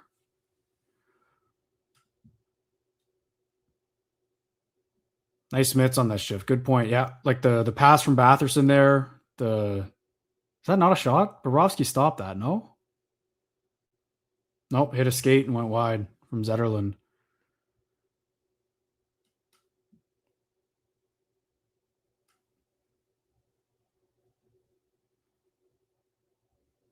I'll do my best. You got to update me on the Bears and Packers game, though. That's the rule.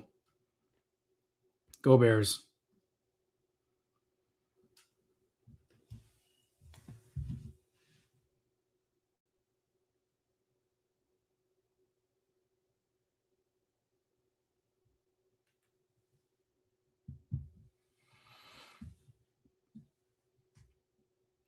Just put up a graphic there. The Sens have one shot in about 16 minutes. I think the Panthers are just doing. Look at Sanderson go. There's the shot. Oh, is he okay? No. Did they call a trip? Looked like a trip to me.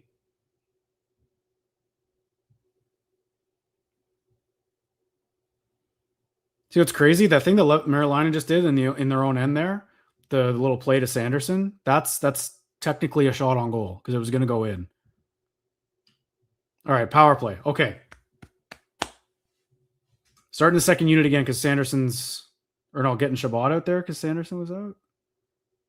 Oh, I see. Chat's a bit ahead of me. Okay, you guys are a bit ahead. Shot the puck out. I thought there was a penalty on the play with Sanderson. Okay. I got to make sure I'm not looking at the chat during the play. Not that it has any impact, but I like to see it happen. I like to call it. Got to capitalize here. Commercial break.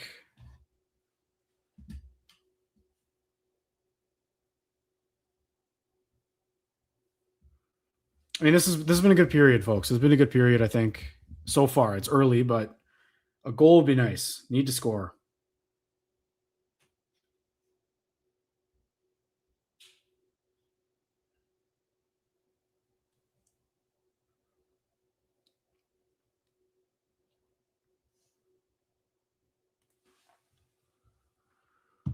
Looks like the Bears are up 3-0 for those who are into the football game. Go Bears.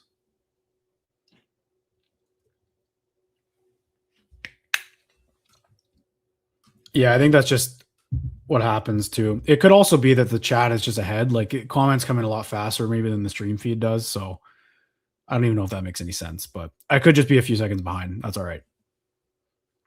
This is actually a good question here, Joe. I don't know why Kaliev isn't being called up. But the thing is, we're talking about with Halliday, who are you taking out? You know, unless there's a lot of injuries up front, and for the most part, there haven't been. It's been one or two guys out at a time, but they haven't been decimated up front with injuries. So I don't really know who you're taking out. That's the one thing. And yeah, like Kaliev, if he's scoring at the AHL, you'd think he could maybe translate it up here. And I know he has in his career in the NHL in LA, but excuse me, I think he it is kind of tough because for Kaliev, like, what more do you have to show in the AHL, right? Almost a point per game player, I think over a point per game.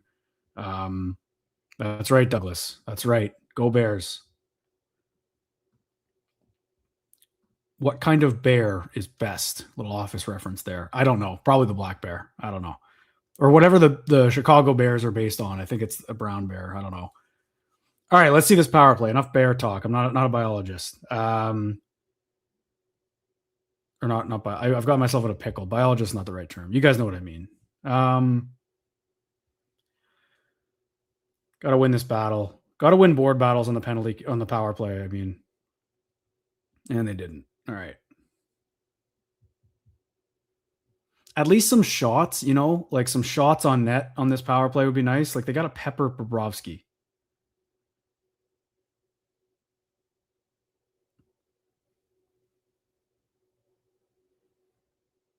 Some pushing and shoving here.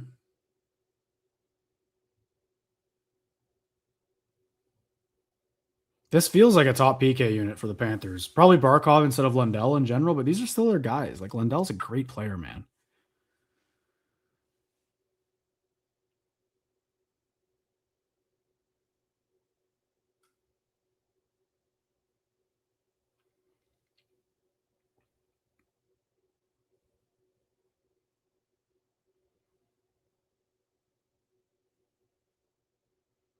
Lost face off.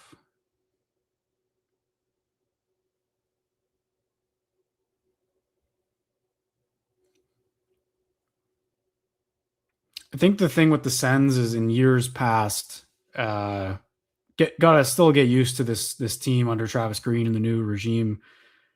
In close games like this, you'd fear that they just let it slip, and maybe that's still an option. But I think I'm comfortable with the Sens in a close game like this. Like this is better than what we've seen. It's just about doing it for 60 minutes and maintaining that close game. And about halfway through this game, they aren't capitalizing on the power play. They've had 3. This is their 4th look, I think, now. And just not getting the right looks on it, but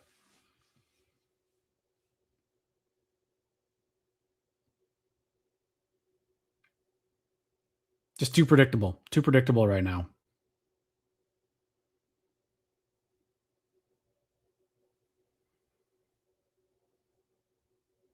Boy, Sanderson's been so good, hasn't he? Kachuk looked a little frustrated there on the bench with something going on.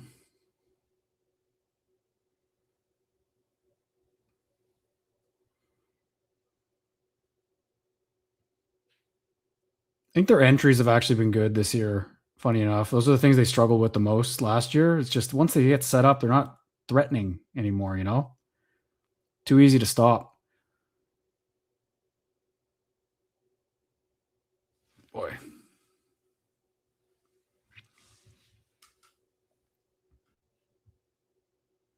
I don't know if they have any shots on any of the power plays yet. They had the post. Boy, so I was talking about momentum on a power play. That's a momentum killer, if anything. That was a brutal power play. And the thing is, the Panthers ones are coming with the game management. They're going to get some more opportunities. So not capitalizing is not ideal. Although they did score. Zetterlund scored, so they're 1 for whatever tonight, but would like a bit more.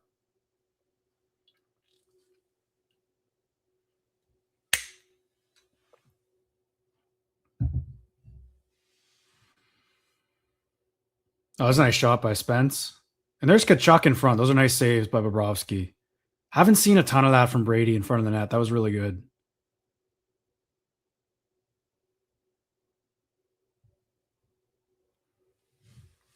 Boy, I know I was talking with Pilsy about how I like the Oilers, obviously. So the last 2 finals have been difficult, but the Panthers are so impressive, man. They're so good. There's always 2 white sweaters around the puck. Like it's so if they don't have it, there's 2 guys on it. The puck support by this team is so impressive.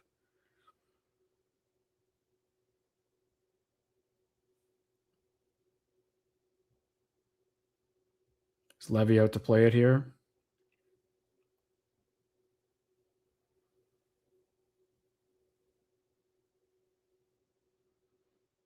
Oh, Sabrango just wired one wide.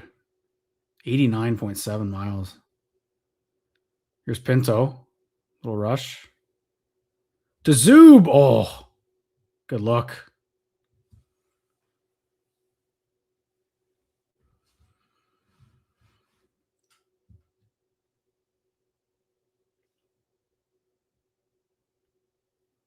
Yeah, like the Panthers are as beatable as they'll ever be. Like I'm not trying to say they aren't. I'm just like it's such a well-coached team, man. Like you don't miss your 2 best stars all season plus an extra like a whole line essentially of important guys and get to where they are. Like they're still kind of floating and treading water.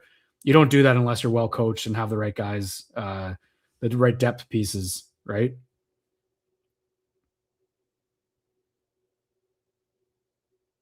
So I just think that like they're still hard out. They're still a hard game to win, hard game to beat, no matter what situation.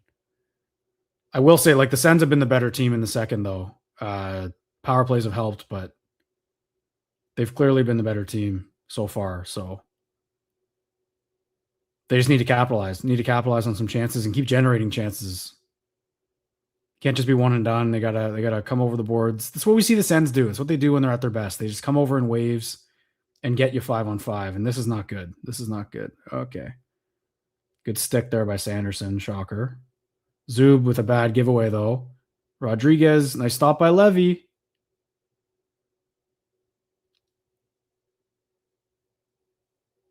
They're really going high on him. Every shot is high on Merilainen.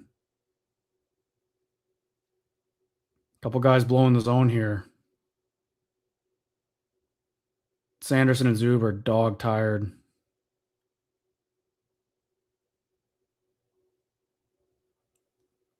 It's another nice save right to the corner. Oh, big hit by Sanderson. Gets the puck back. Look at that. What a defenseman. What a player.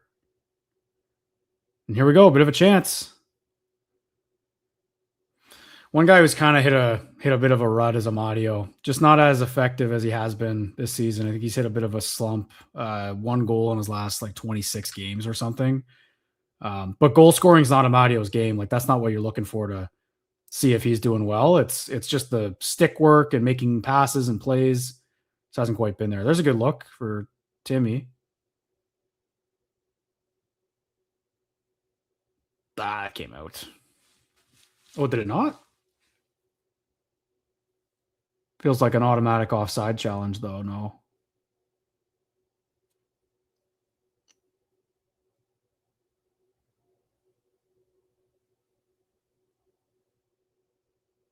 It was a good pressure. Top line out with Chabot and Jensen. Zetterlund. Backed into the... Oh, Timmy in the slot here.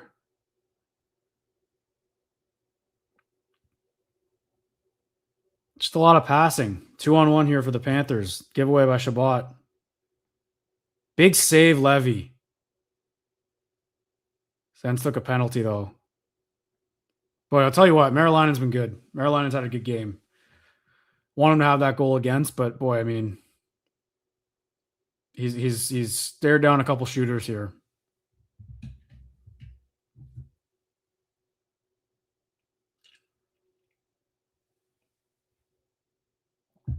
Penalty a hook on Chabot.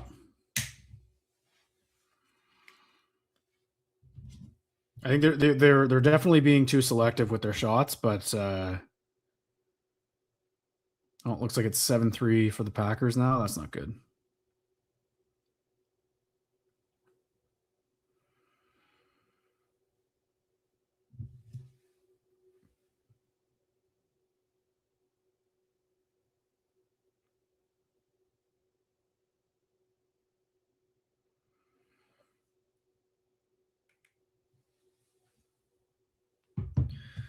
I don't know, folks. I mean, got to answer the Florida Panthers here with a good PK in a close game like this. It's not the Colorado game yet. It's 1-1. Not 8 goals against. This is good.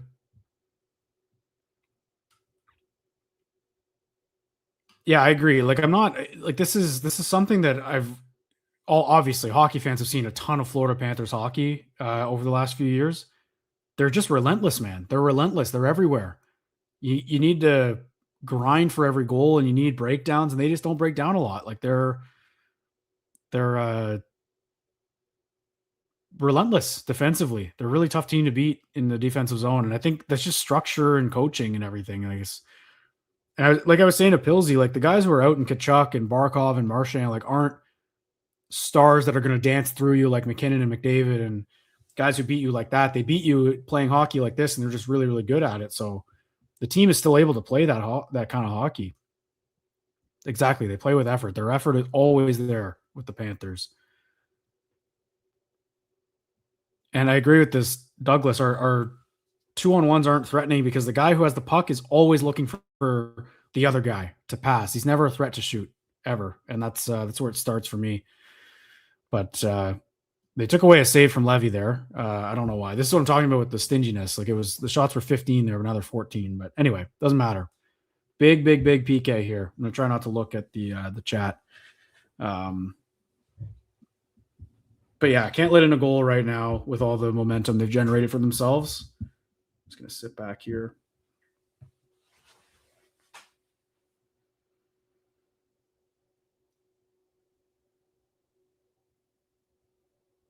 I'd like to see the Sens power play get Timmy down low. I don't know why they haven't tried that yet.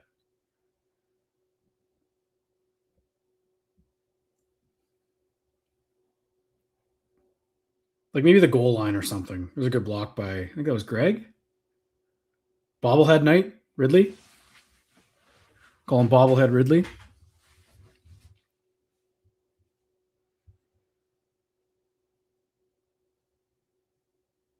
That's another nice save by Marilinen. He's had a good game. He's been strong tonight. And it might be like, if you were here in the first when Pilsy was with me, like we were talking about seeing volume, and Levy's seen a lot of shots so far tonight. Maybe that's it. Maybe he just needs a lot of volume to play well. Oh, here's Timmy. Oh, there's got to be something there. No? Here's Sam Bennett coming through.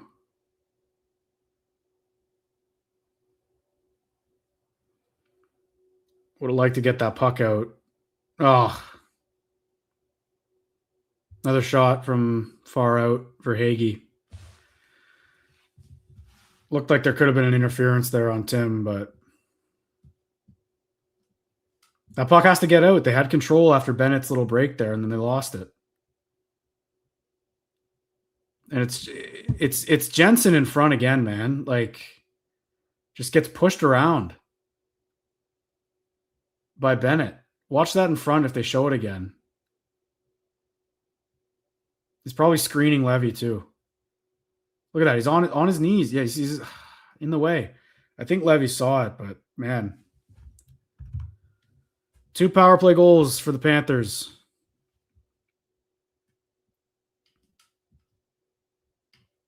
Two 2-1 game. Brutal.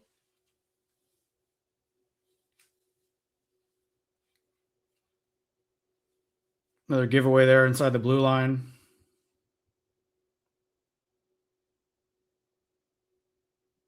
I might be making history here. Most winless stream in NHL history. If they don't find a way to tie this.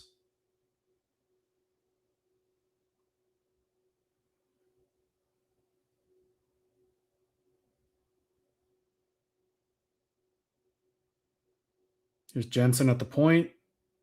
Oh, looked like a nice tip.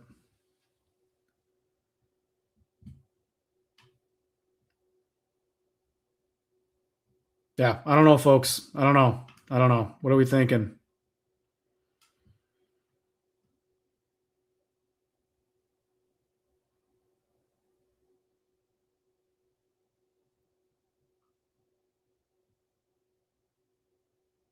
This is something we're looking into. Yeah, it looked like there was interference there. I don't know. They've had so many power plays already. I don't know if they deserve another one.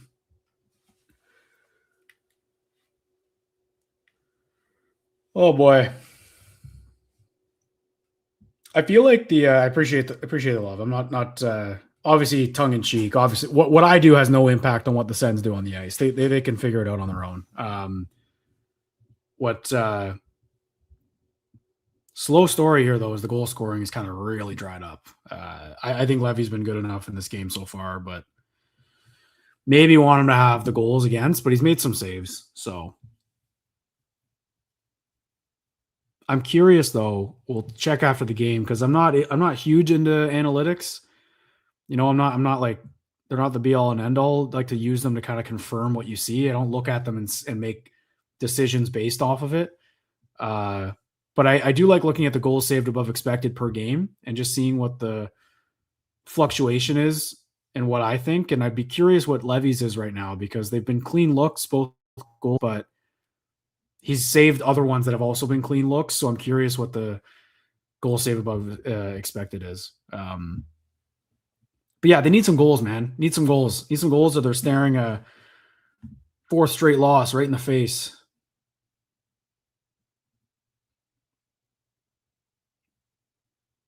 And quite frankly, they just can't allow another one. I don't see the Panthers blowing a 2-goal lead, or even a 1-goal lead for that matter. So could be over.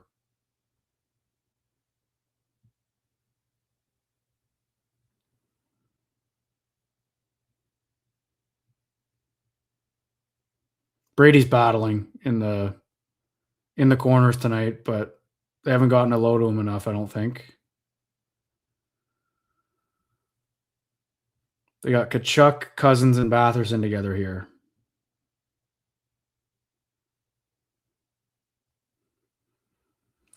There's another thing. Like Travis Green's gotta set some lines and just leave it for at least a game or two. Like the constant flipping back and forth is just ridiculous in my opinion. But it's his style, and obviously the guys know that. But man, it's really hard to get chemistry going when you're switching lines every shift. Like the minutes played per, it's hard. It's hard when you're not building chemistry. Nice play, Timmy.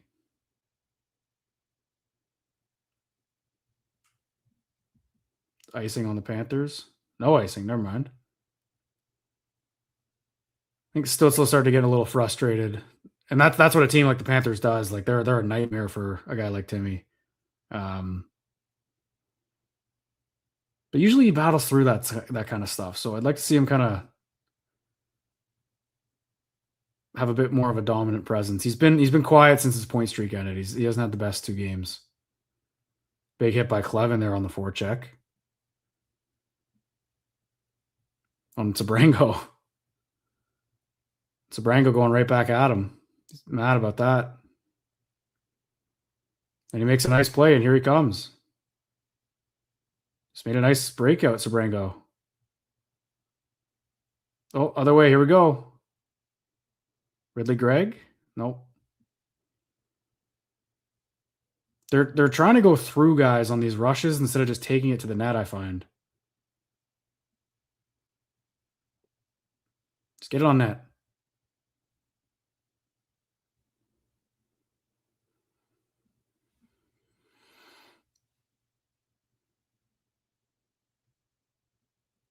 I actually think Batherson, or no, not Batherson. Alfredson is the power play coach, I believe. I don't know if Mike Yeo handles any special teams. Maybe they're all collaborative, but I'm pretty sure Alfie runs the power play. That's icing. All right. 3 minutes left here. Got to get one before the end of the period. I am checking NFL scores.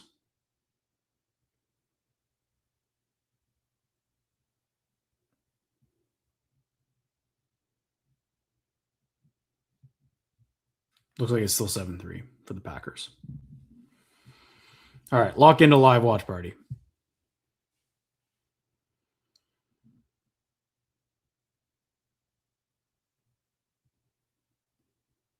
We're going to have to see something here from the Senators. Some kind of push. I mean, it's your fully healthy line. I know I've been really hyping up the Panthers and saying how good of a team they are and all this stuff, but you're a fully healthy team that made the playoffs last year. You got to show something here in the next 22 and a half minutes to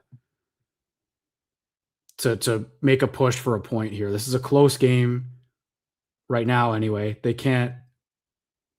got to have some kind of push in the third. It's got to be their best third period yet.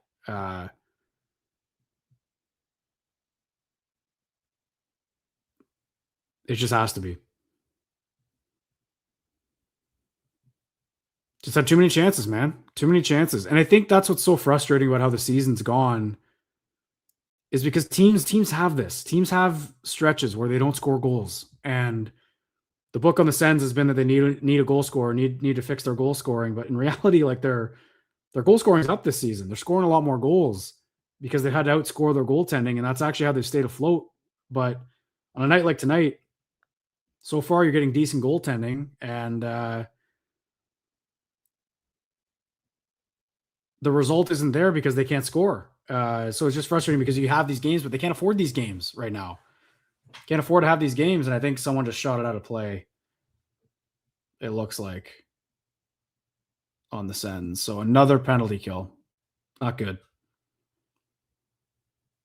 AJ Greer just grabbed Sanderson's head mid-play, which I guess is allowed. Is that a PK? I don't think so. Oh, it is. Yep, there goes Pinto. All right, not good. Got to kill it off. Have to kill it off. Absolute must kill. He's saying it hit the glass, Pinto is. Are they talking about it?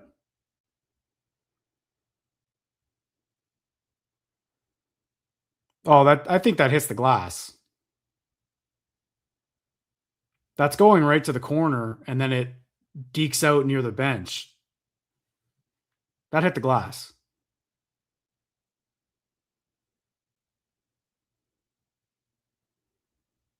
Like, it wasn't a great view, but that didn't look like it was a penalty. Watch right here. It hits it right there. It would have gone in the netting if he shot it out.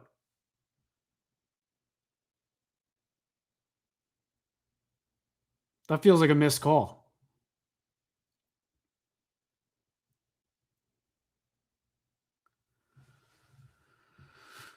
Special teams might end up being the story here. It's gotta be a kill. Absolute must kill.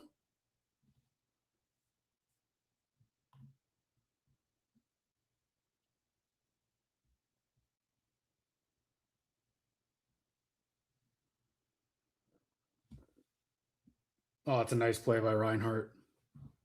Oh! A little hit from behind there from Verhaeghe on Zub. And now a gong show starts. Timmy's getting into it with Reinhart.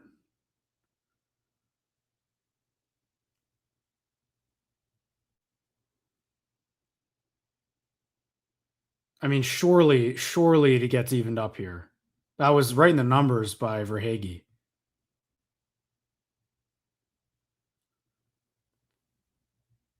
I like that from Giroux, though. Just jumped right in. Yeah, I mean, that's as dangerous as it gets, man. That's what they're trying to get out of the game. Like, just blatantly dirty, right in the number. The ref arm went up right when it happened.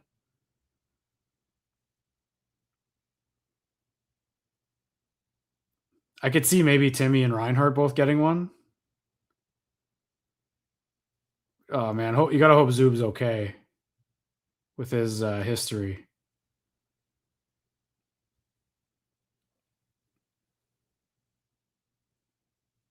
It looked like he kind of protected his head a little bit.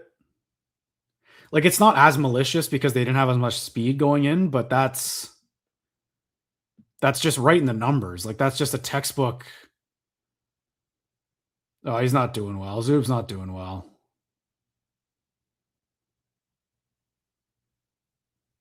And he's got that history with his concussions. That's not great. That's not good at all.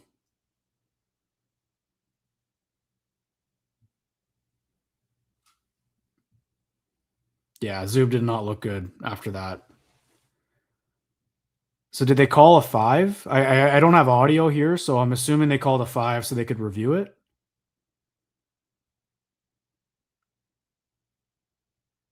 That has to be it.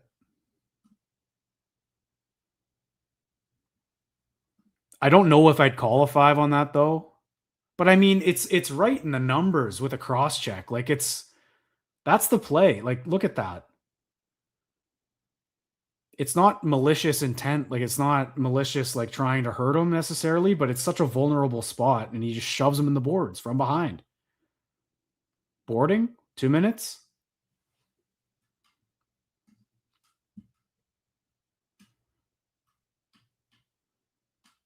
I don't know, guys. I don't know. I think I kind of agree with that. And I know that's crazy because Zoob's hurt. Maybe I'm nuts.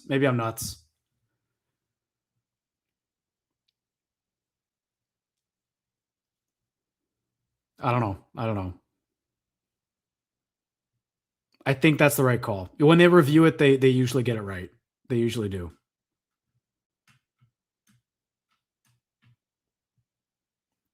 That's just my opinion. Let me know, though. What do you think? I mean, the Sens didn't get one in that whole scrum, so I think take that, right? Take that. Or you will take that, I guess. Are people throwing things on the ice? Oh, come on. Don't do that.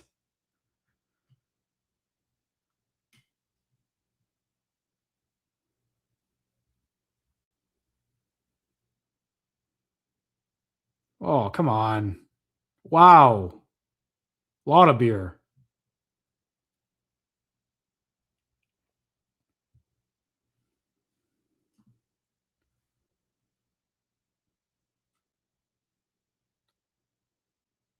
No, they can't. Like, I know I'm with it, but don't throw beer on the ice. Like, don't do that. Just make noise. Make noise.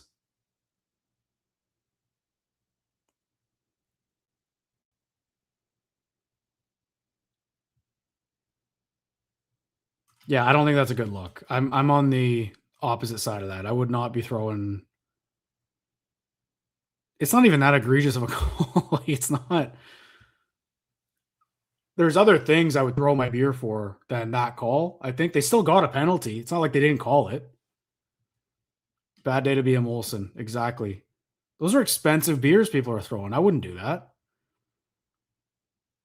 I like that. Like, obviously, there's better ways to show it. Just make noise, man. Get behind the guys out there. I wouldn't throw stuff. I don't think that's a good look. The only thing I do get, and I actually don't understand now that we've got a bit of a delay here with them cleaning the beer off the ice. I don't get when people get upset when fans throw jerseys on the ice. Obviously, see that a lot in Toronto. And I think Vancouver did it maybe. I think that's great. That's something I think absolutely. That's a great way to show your displeasure with the fan or with the organization if you want to. All right, 4-on-4 here. And I do get it. Obviously, I understand that the refs that's not a call you like, but you just don't throw stuff. Come on. Just be loud. Show your faith for the fellas and help them tie it up. That's all you need to do. To make sure you're loud. Bob's seeing that one all the way.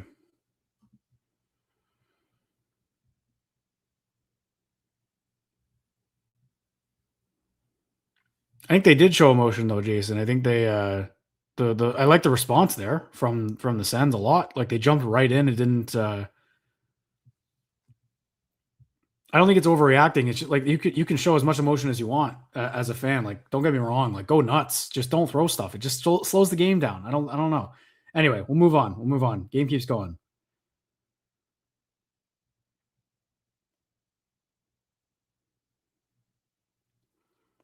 And I got to be honest, folks, I don't know if I want a 5-minute power play at the moment because the power play's been pretty bad. They was the first one and the second was good.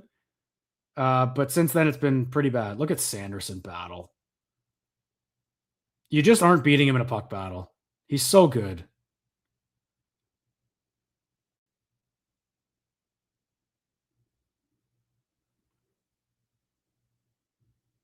Oh, it's a bad play there from Batherson at the end of the period. Bennett kind of coming in here. Just lollygagging his way up, and Sanderson stops him. Shocker. Jake Sanderson's so good. All right. 2-1 Panthers after 2. Not a great period. just couldn't score, I'd say. I don't know if they had great chances, to be honest. Need to see something. Need to see something here in the third. Yeah, need a lot more from the Sens, to be honest. All right, let's see. What's everyone thinking? I'll go my three things here. One of the boys might be joining here for the intermission. I'm not too sure. I'd say the three things that stood out there were the lack of finish on the power play specifically, and just the lifelessness of it. It's so streaky, the Sens power play. Like gets really, really hot and wins them games outright, and then just completely shuts down for weeks at a time. So we are unfortunately in the bad season right now at the power play. And the PK, not good enough. Shockingly. Story of the season so far. I think Levy's been good. Better than he has been. So he hasn't been perfect, but at the moment he's stopped a lot. I think Dylan Cousins is a guy the Sens need a bit more from. I haven't liked his play with the puck the last 10 games, even dating back to, I think he actually played well against the Sabres right before Christmas, but I guess in the last 8 games, I haven't liked his play whatsoever. So he needs to be a bit more assertive when he has the puck on his stick, just too passive. I think serviceable is a good way to put that. Good way to put that for Levy. What else have we got here? Yeah, Levy's definitely not the problem tonight. I will put it there. If you have one goal, you can never blame goaltending. That's something I live by. Unless it's egregious, but if you have one goal, goaltending's never the issue. Trying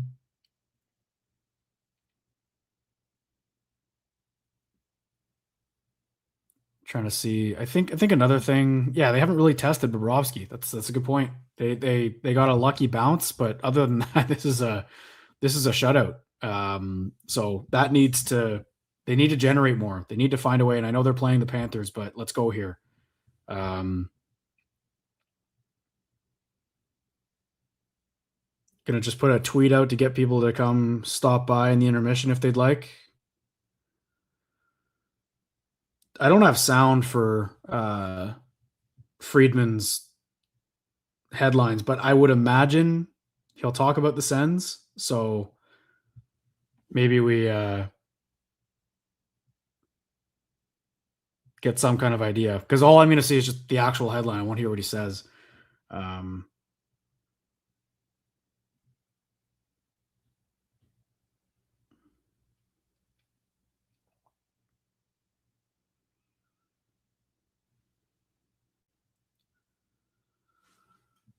Yeah, okay. I like this. I kind of made that in passing during the play. I think he's. They just need to switch something. It's been the same thing every time. They don't switch a thing.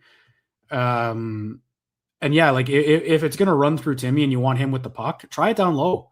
Try and get one of Batherson, Cousins, or Brady to pop out front for a 1-2 with Timmy down low. It doesn't have to be behind the net, but if you get him in that kind of rotating thing along the boards, I don't hate that down low. I just wish they'd give that more of a look. Let's go to the starred comments. No comment, just helping out. I appreciate that. Obviously, I like that. Just no words, no nothing. I appreciate it. Thank you.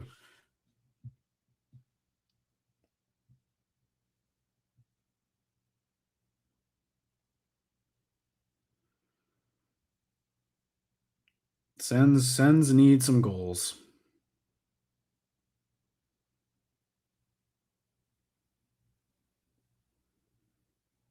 I think I'm also Dougie Hamilton's future is in doubt. That's what Friedman's saying. I like Friedman's headlines. I like them every Saturday night, kind of huddling around. What's the news of the week? Or sometimes he'll take maybe it's the news guy in me, but he'll take whatever the news is that's happening. Like we knew about Dougie Hamilton from today and yesterday. If you're following everything in the NHL, but then you kind of find out when Friedman gets some information on it, that's when the story expands.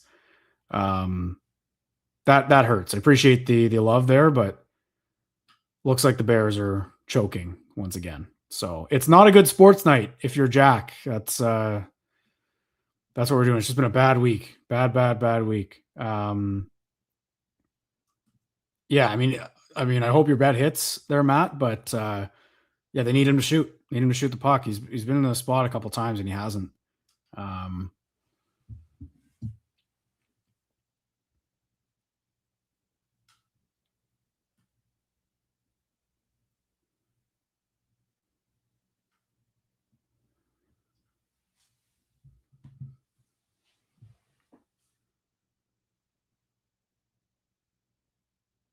I will say it's a 1-goal game in the third period. That's better than it's been, or than it was Thursday. I guess it wasn't that good on against Utah on Wednesday, but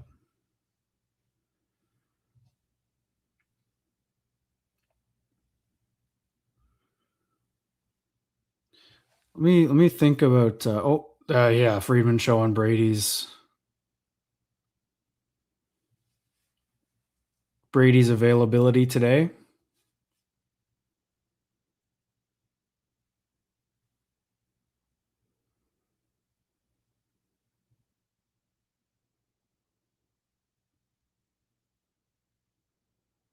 Pretty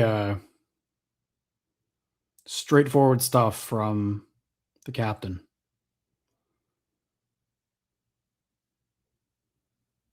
But you know what fixes concerns off the ice is winning. And they have not been doing that as of late. Were they down by 1 goal against Detroit going into the third? They were not. It was 4-2. Okay. So it hasn't been a 1-goal game since the Utah one. It's the only one, I guess. Love this story for the Sens getting more legs on national television on Saturday night.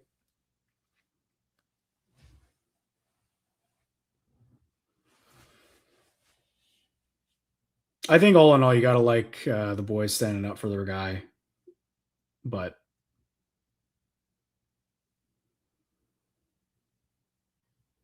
I guess Elliott's explaining why the Senators felt the need to make the statement. Oops. Don't knock everything down. Just running into my desk. I'm getting really comfortable in this chair, or really familiar with it, I should say.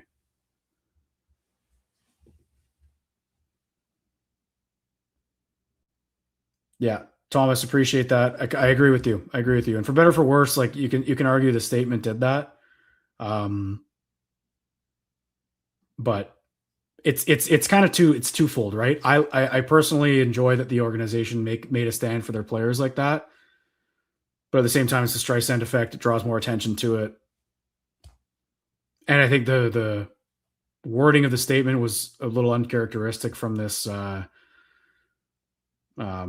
front office, but the boys touched on it on the episode yesterday. Ross and Pilsy did, and I think they hit the nail on the head. Like it shows a track record of the organization standing up for their players, which, you know, you have to love.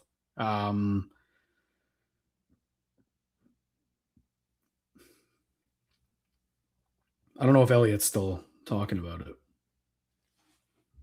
They did. You got to hope Zub's okay and comes out for the second or the third. That's a loss that I don't know if they can afford on the right side, especially with Yakimchuk. Nick, I don't know, man. I got to find him somehow. Do my best.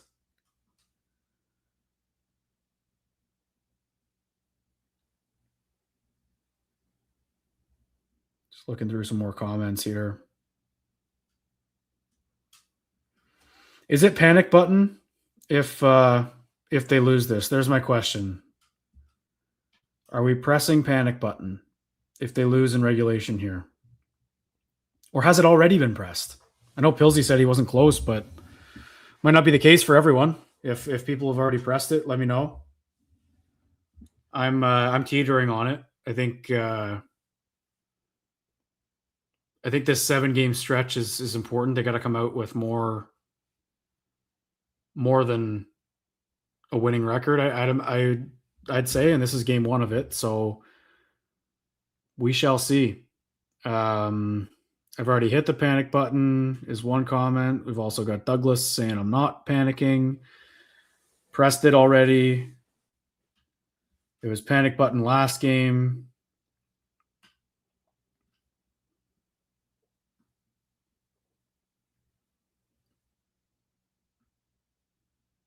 I still think the effort's there tonight. I don't think this is like Colorado or Utah for that matter. But I will say they had a decent effort in Utah until the third period. So we'll see what comes up here in the next 20. This is true.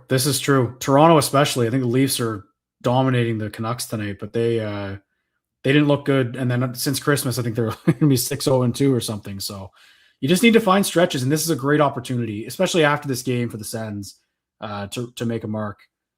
But we'll just have to see. We'll have to see.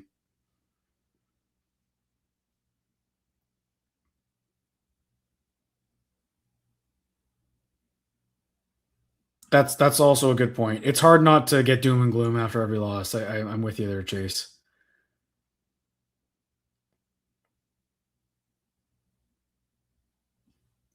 Yeah, I don't like looking at the Blues though, man, because I don't know if they were 6 points out. Like this conference is so tight. A lot went right for the Blues there, but it is true. It's just get in and see. Like it's not like if they sneak in the second wild card spot in game 82, I don't think anyone will look at the season as a failure. It'll just be a bit of a different grind to get there.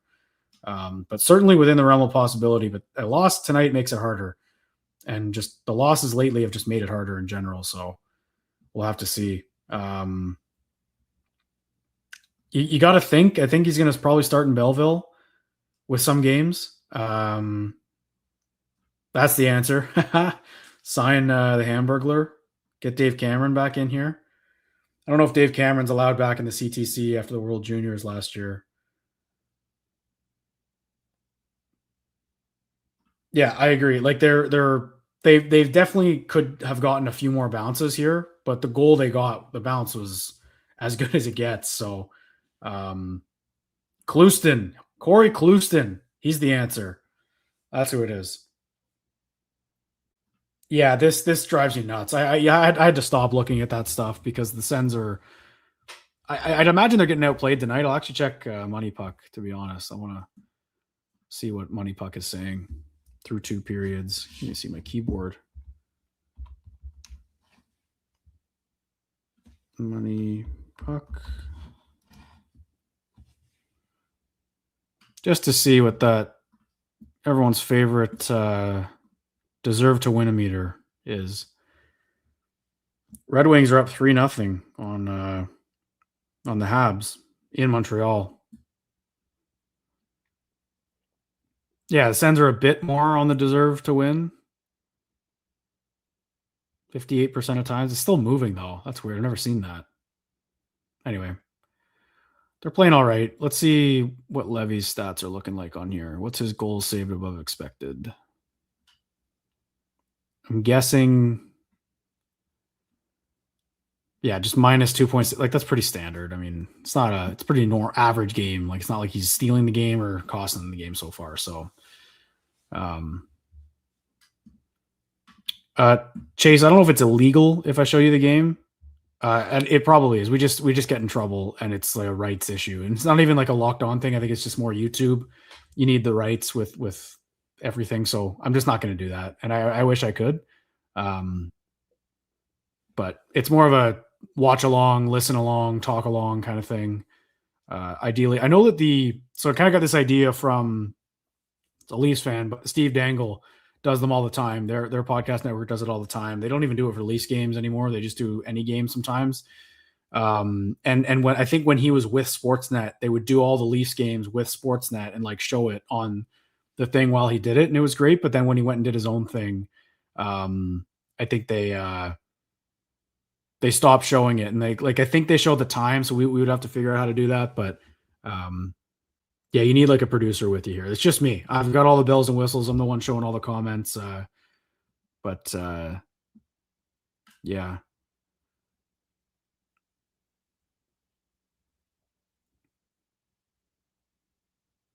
checking all the comments, trying to catch up. Everyone's.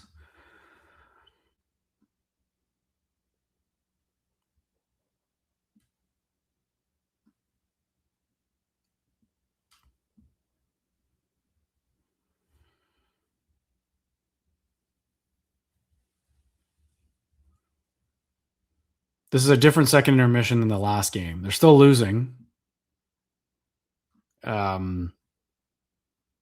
But against Colorado, it was a full-on vent cast already. Then obviously Ross and Martian took that over, but I completely agree. And look, I mean, Reimer's stats last year and the year before on some pretty bad teams in Detroit and Buffalo were pretty good. Around a 900 save percentage for both of them. So not bad. I'd love to go boots on the ground soon. Yeah, I'm hoping to. Hopefully at the end of the month, I'm thinking, but we'll see. I'd love to before the Olympics for sure. But I'll definitely try and get back in the Canadian Tire Center a couple times, at least. Zub is on the bench apparently. Okay, great.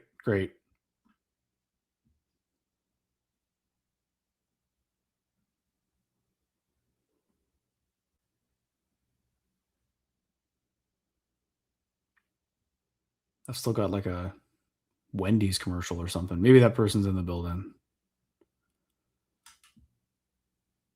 About 28th in Toronto. Wow. Douglas. I love being in that building for Sens wins. It's fun.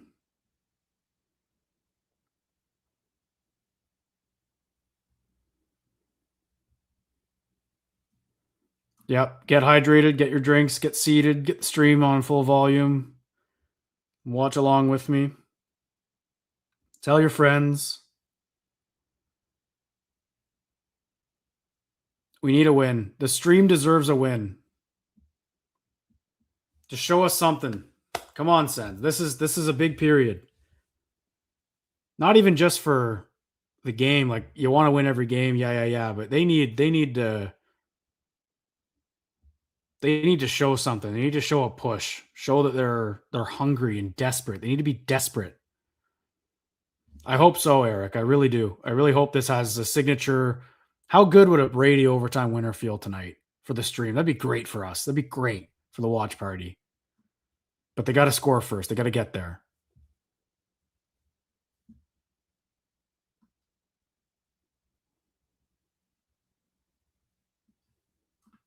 I can't get Lapine Apartments out of my head anymore. It's weird being on a national broadcast, no Lapine Apartments ads with Batherson.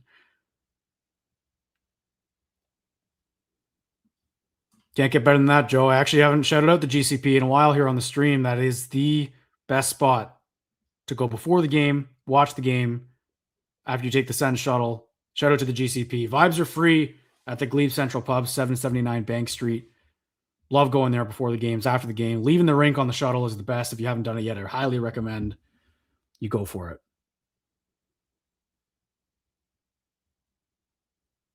Okay, we start 4-on-4 here.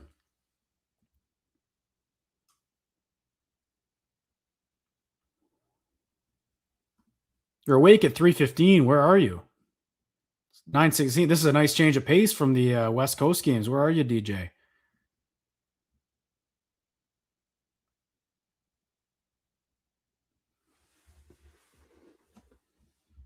Sens have to be hungry here. I feel like Sanderson lately has been the only one who looks like he's hungry the last few games. So need to match 85. He's their leader back there. Let's be honest. He's the guy who drives the bus. And on a lot of nights drives the bus for the team. Timmy with some speed.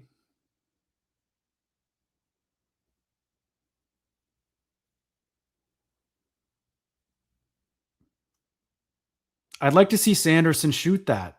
Just let that fly. I know there's a lot of bodies in front, but man, he's right in the slot with some speed. Just let it fly. Like, he's just kind of deferring over to Spence there for a side one-timer, and he doesn't even take the one-timer. Like, I'd like to see Sanderson just lean into one. That's the one thing with Sanderson. He's just got to take one more step offensively and just shoot the puck a bit more. especially when they're struggling to score goals. Need a shot there.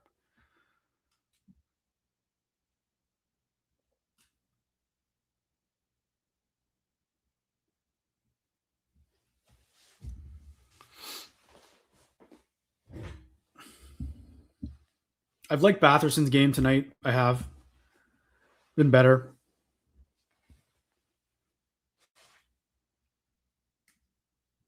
Had the LMAO up there for a little bit too long. My bad.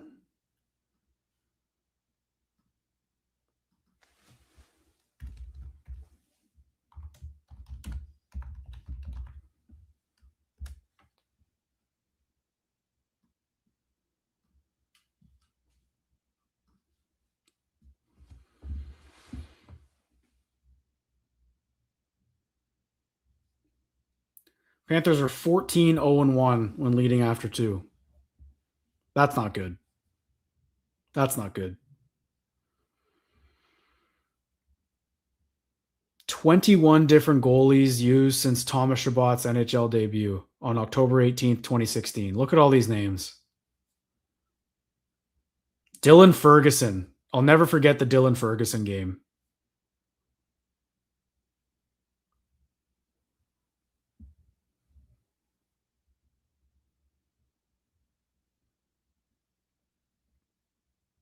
Clevin just stepped on the puck behind the net.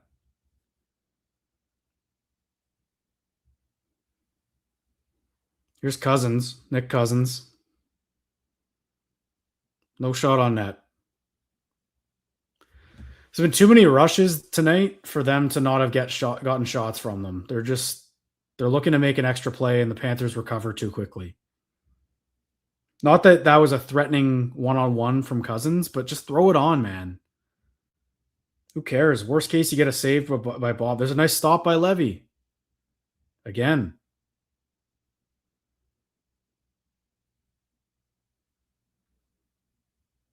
I just think that play from Sanderson there early in the period, like he's got to shoot it. Let it fly.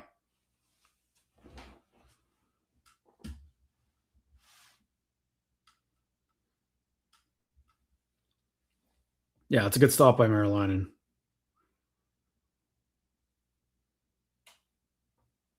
It's been good tonight. It's been way better tonight.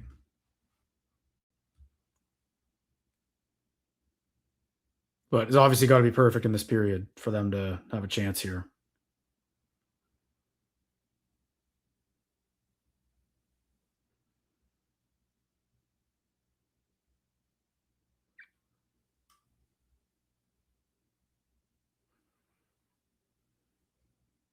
There's Timmy coming back. Nice.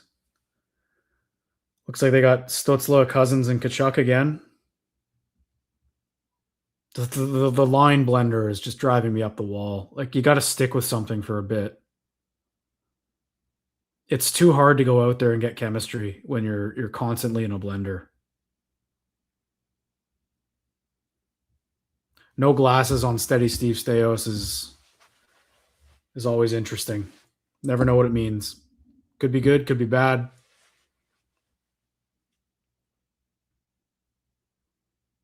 See, there's a shot by Sanderson. Like, just get it through. Find a way to get it through. Get it in the front. Especially when you got Kachuk on the ice, man.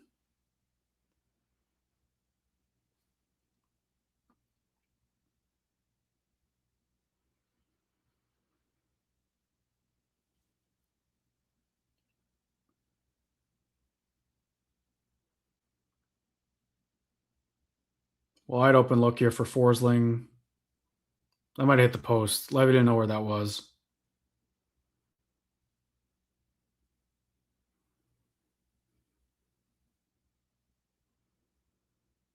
Now you got this top line out there just on their heels. Man. Forsling scores. Yeah, that's all, folks. This team's cooked. Crazy.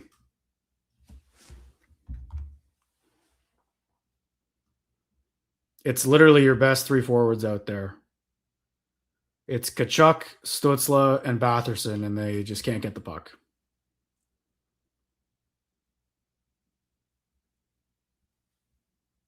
Unreal. Jensen -3. I think he was on for the PKs, but yeah, I think I've got some kind of stream going. I bet you like you guys are a bit behind where I am actually too. So it's all good.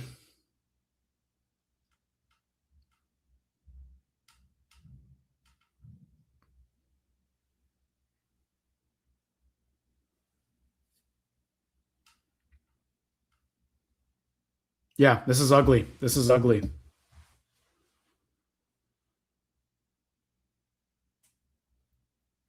I mean, I don't like Levy's positioning there, to be honest, man.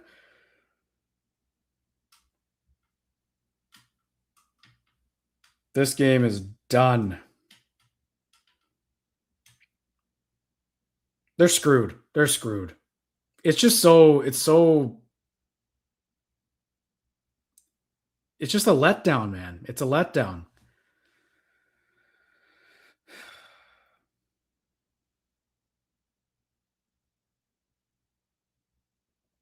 And I know the team has not been good enough offensively the last little bit here. But I said it, like he made a nice save before, but Marilainen's been beat 3 times cleanly on each goal, and he's had a look at all of them. So it's frustrating, and it does seem like things are getting frustrating for the players and stuff. And how can you blame it? But until they get saves, it's going to continue. And we could have said that in December. They've let it leak into January here, and yeah, they're just not a good enough team to overcome the worst goaltending in the NHL. They're not. So it's tough. It's tough. Just pissing away a year of these guys being young, controllable, cheap, and they're taking a huge step back from last season.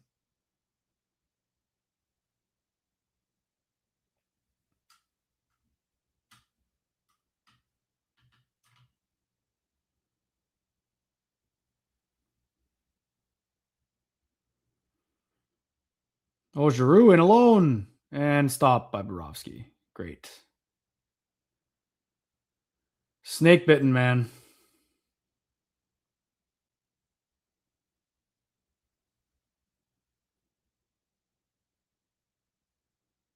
Sanderson with a pizza up the middle.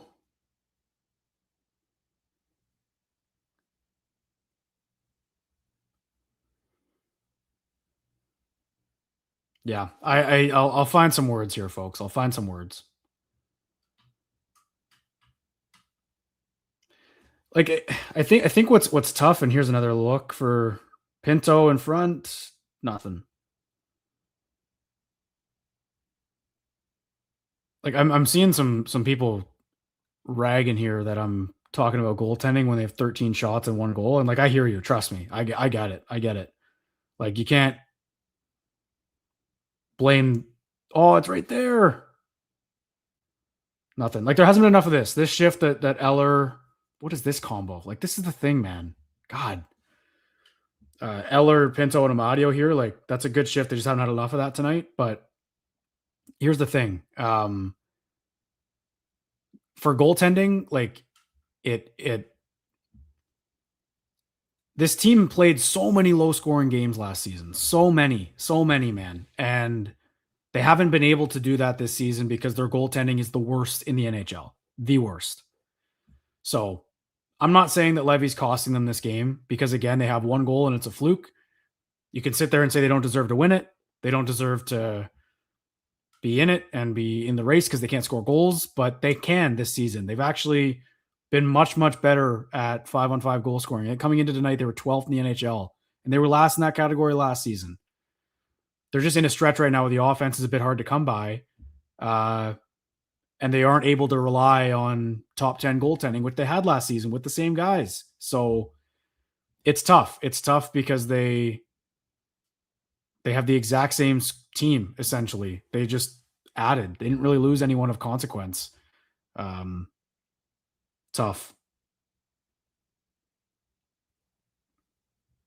And the Bears are down 21-3. So awful night for Jack. Terrible night for Jack. Maybe it is good that I'm streaming this.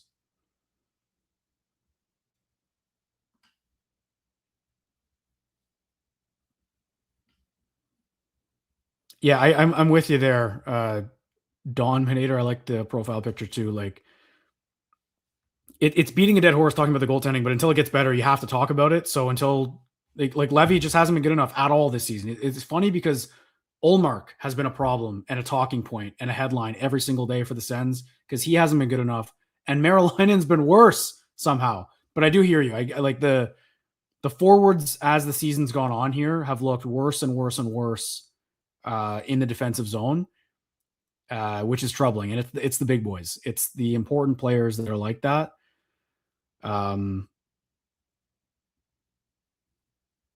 Yeah, a lot of these guys have improved. Like every single, like I talked about with Pilsy, Giroux's been unbelievable this season. He's been great. They had a 902 team save percentage last season, and that's all they needed to make the playoffs. Isn't it crazy how much more important goaltending is than scoring goals? So last season, they were 8th in team save percentage, I believe, and they were 31st, I think, in 5-on-5 goals, and they made the playoffs pretty comfortably when it was all said and done. This season, so far, they are 8th-ish, around that area. Last week, they were 8th in 5-on-5 goals for, and they're dead last in save percentage, and they're dead last in the Atlantic Division. The correlation's there, folks. Goaltending is the most important position, and it's been the worst in the league this season. Like, I'd say the Sens haven't given up a ton of grade A's, and I'm just going to keep harping on the goaltending until it fixes. So if I sound like a broken record, I'm sorry. And yes, they need to score goals. The team needs to be better offensively. Timmy's gone completely cold since his 13-game heater. He's about to go pointless in 3. Like it's got to be better. It does. But this team is kind of built on defense and goaltending has been the worst in the NHL this season. So is that a penalty? No way.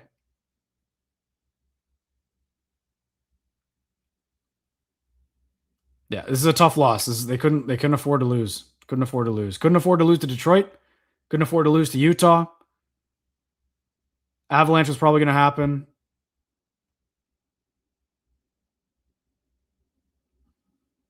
It's tough, man. It's tough. Season's slipping away. Slipping away.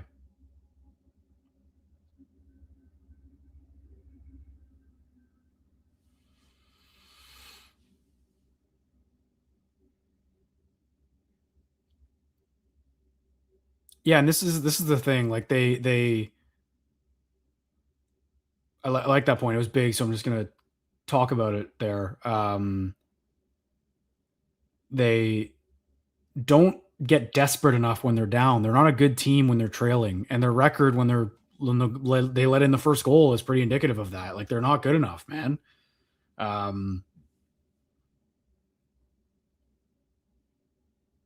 Yeah, I don't know.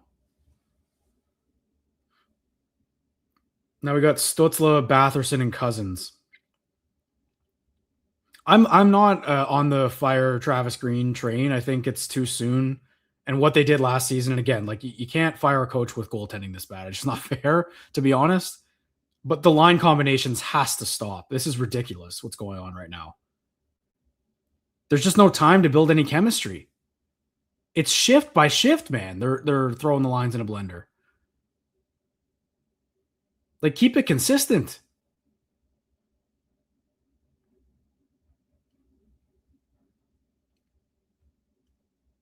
A lot of long stares on the Senators bench right now. It's bad. It's bad.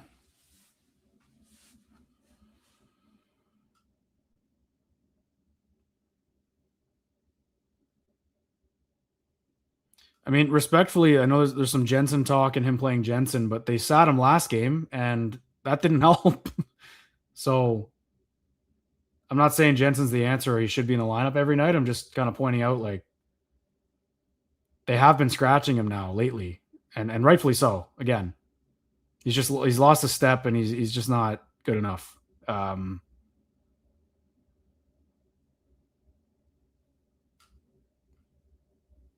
Same, man. They were 11-5-4 without Brady Tkachuk, and this is going to make them 8-12-1 with him if they can, or since he came back anyway. If they don't come back here, just crazy.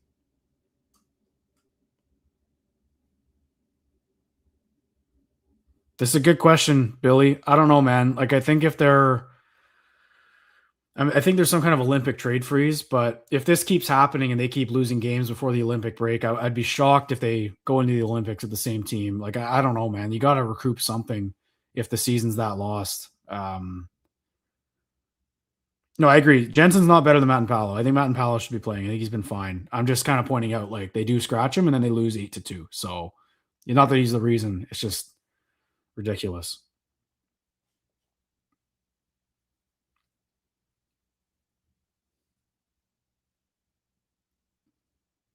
They're just taking too long to shoot the puck, and they've got 10 minutes here. They've got 10 minutes. Anything can happen in hockey, but they're probably not coming back.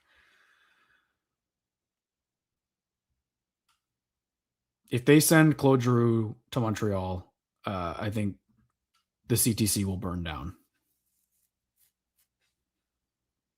It might be time for a break. It might be time for a break. What am I trying to do? Trying to show that one. Yeah. 0-3 on the live streams if this holds. I'll look in the mirror. I'll look what I can do better. I will. It's all of us. Maybe I'll shave my head like the boys did last season.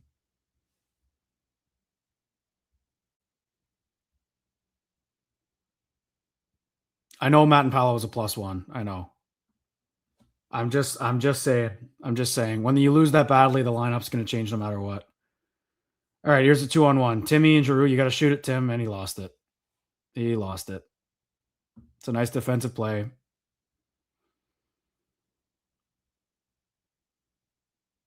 And a giveaway from Timmy.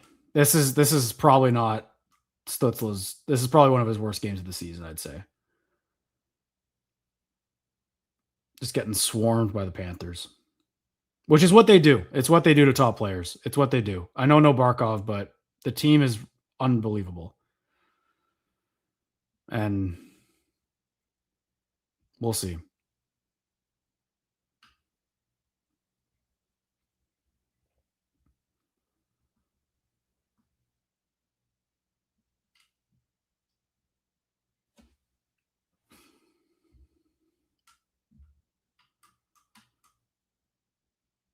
It is crazy, that as soon as Stützle's point streaks get snapped, the offense just dries up on this team. Like, he really drives the bus, like, for better or worse. But holy, I mean, they can't score a goal if he's not clicking,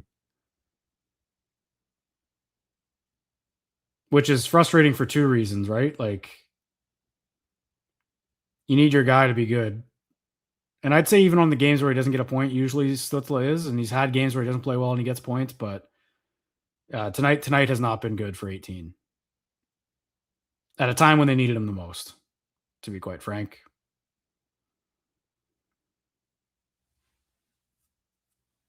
No icing. That's tough.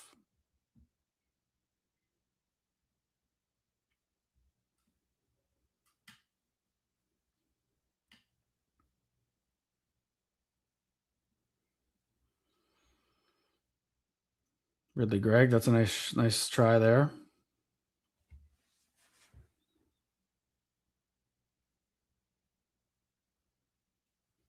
Oh, Cousins, good look. Like, you got to let that fly, man. They're passing too much.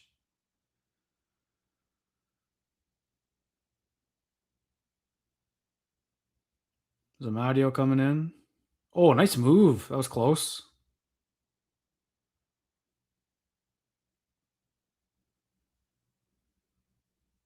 I mean, this is simply a must score on this penalty kill. An absolute must score. Yeah, I think so. And obviously it's tongue in cheek when we're saying, I hope people aren't actually looking at the streams and saying I'm a reason the Sens are playing like this. Like, I have no control over what happens, folks. I used to be superstitious when I played hockey when I was younger. Obviously, like when you're a player and like you do things, certain routines and stuff like that, I try and limit as much as I can with that as a fan. Like it'll drive you insane. Anyway, so I'm not gonna keep not doing this unless the boys don't let me. But yeah, this is it's been a bad beat, but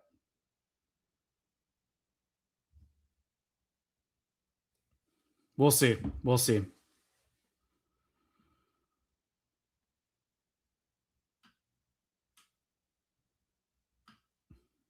Maybe then the league will give back the first round pick, eh? They win the lottery. Imagine that.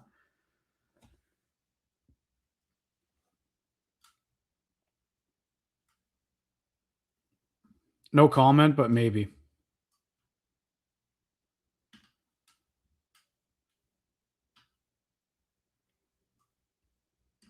I do remember that. That was last season. Those were fun times.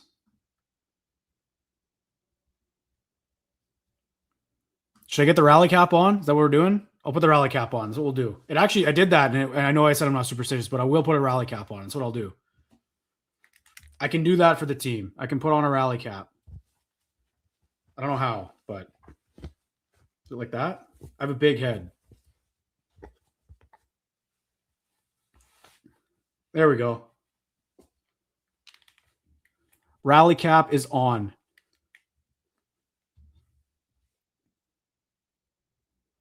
Oh, I like Harner Ryan saying he's a good announcer. I didn't know he was doing the game.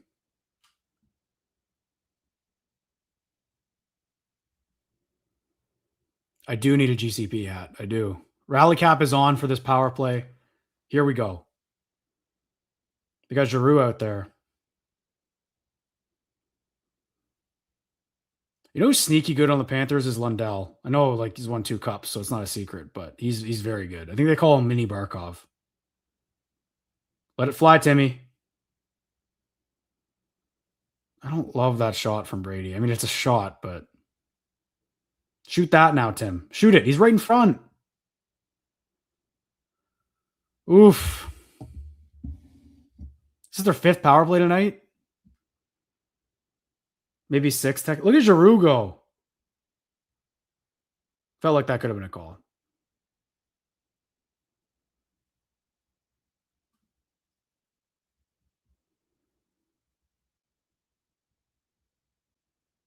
You telling me I got this rally cap on for nothing?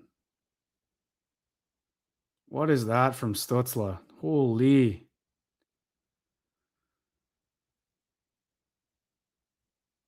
Yeah, this is brutal. Brutal power play. It's just so easy for the penalty kill. It's too easy.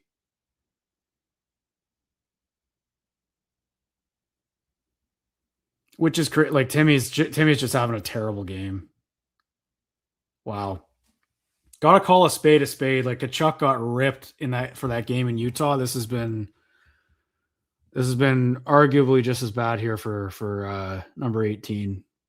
Or maybe not. Like he's had the puck a lot. He's just the passes he's making. He's getting so frustrated. It's brutal.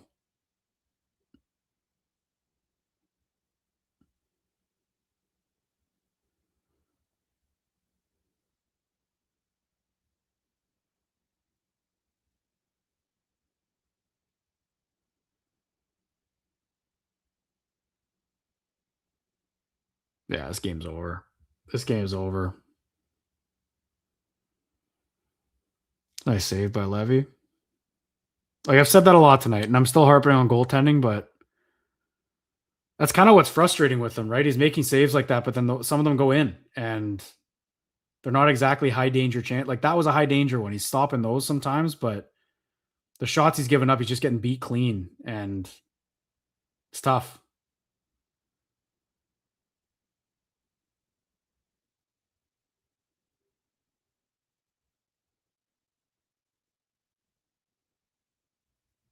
I think the thing with the Sens too, man, is they don't when they don't have confidence, they don't play well. They don't have a fallback game when they're not confident, you know.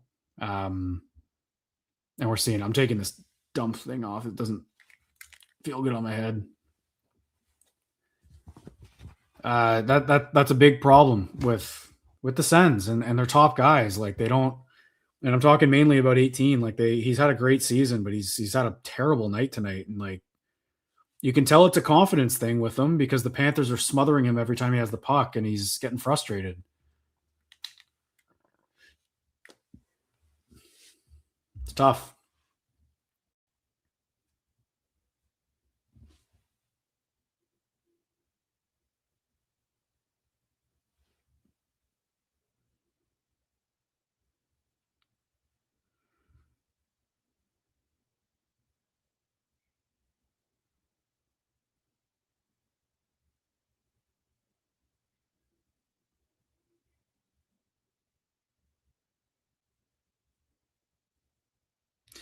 And it's tough because the only controversial moment in this game is that 5-minute thing for Zub. Like that should have been a 5, whatever it is. But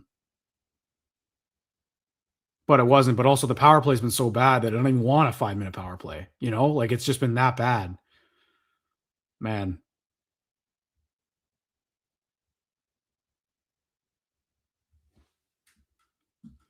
Yeah, the MGM commercial is great, eh? With Terry Ryan. I watch Shoresy a lot. He's great in that show. Appreciate that, Chris. Thanks, man. Doing my best. Doing my best.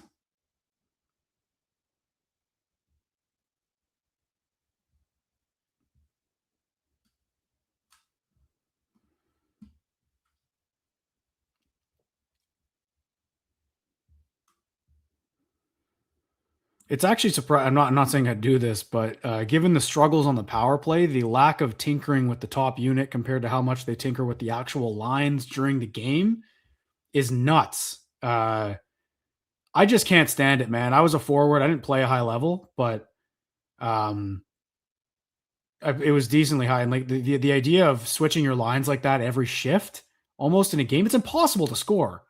It's just crazy. Like I think that's my biggest knock on Travis Green is the lack of sticking with a line combo. Like if you don't score for 3 straight games with it, then you can abandon it. But it just hasn't worked before. It's never been like, oh, they put a line together and they score and they find chemistry right away. Never happens. Really frustrating. I don't know why he does that, and I wish someone would ask him about it.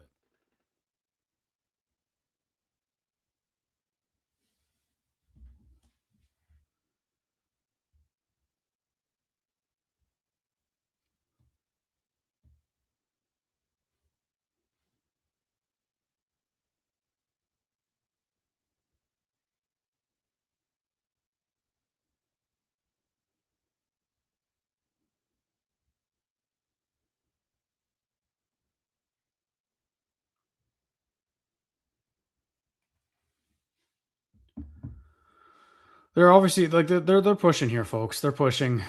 They're doing something, but I mean they had to. Now we got Stutzla, Giroux, and Batherson. Again, brand new line. Brand new line. You can't win like that. I'm getting. Am I out to lunch? Like, let me know. Is that frustrating for you guys too? I just can't. I can't imagine that that's helping. Oh, a nice save by Bob. Wow. I just can't imagine that's good for chemistry or helping. I know all these guys know each other well. Like, there's not a ton of new faces up there. They all play together on the power play. But man,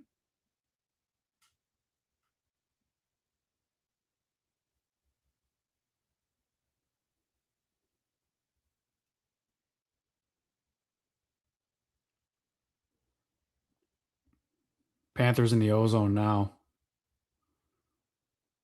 And Sanderson's down. You get a stick up high?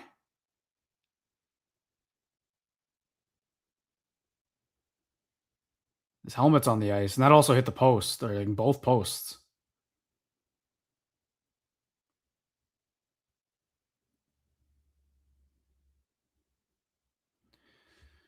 Yeah, this is brutal. You can see some seats are starting to empty already. I don't know. Do you think people would boo after a game like this? I don't know. I don't know if it's boo worthy yet. Like they've had performances that are boo worthy. I don't know if this is one. I don't know.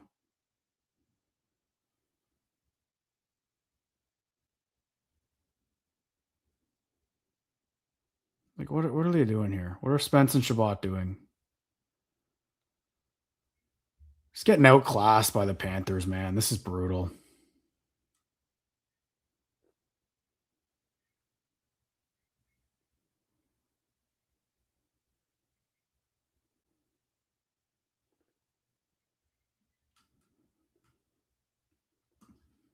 Great clarification. I completely agree.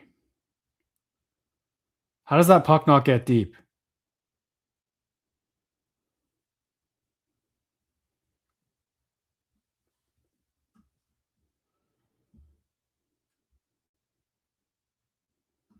That's a good point. Good point, Joe. Might be.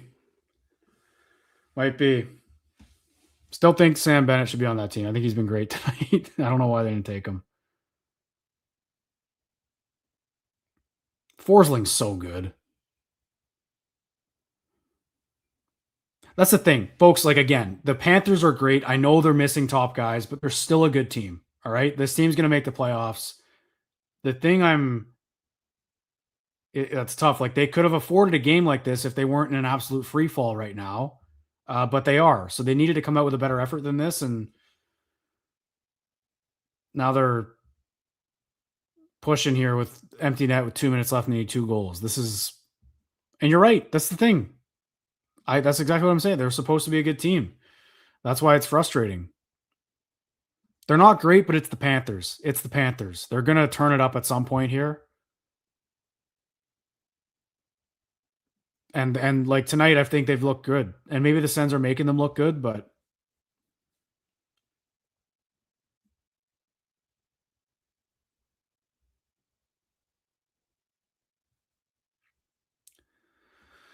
see if they can get anything.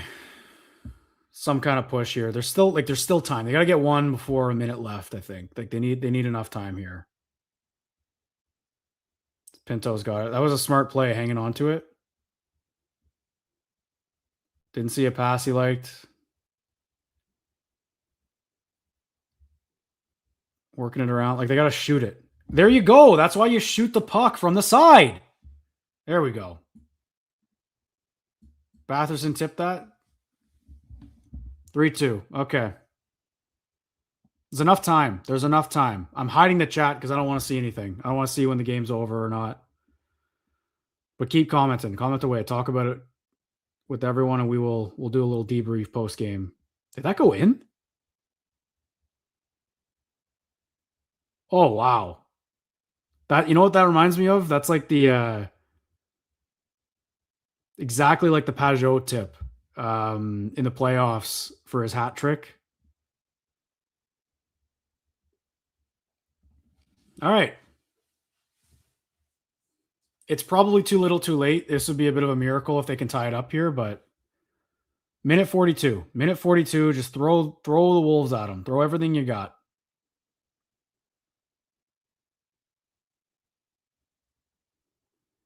It's got to be a full court press here.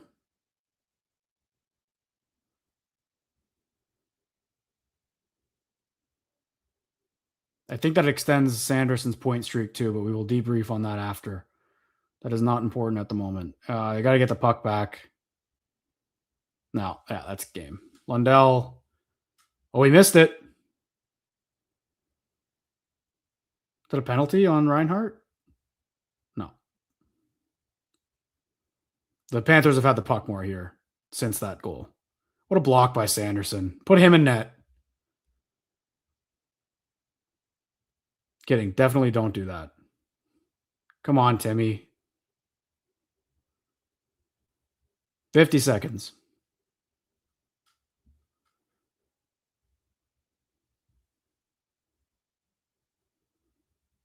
There goes Zetterlund after it.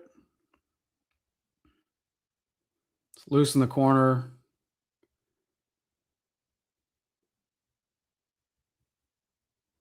Perron up front. Here's Giroux with it. Up to Timmy. He shoots. Oh, that just missed. 20 seconds here. Perron behind the net. Over to Giroux on the wall. He tries to throw it in front. Blocked. Back in the corner. 10 seconds. Zetterlund in front to no one. Off the glass. It's bouncing. Behind the net, out front, Bennett's got it. That's game. All right.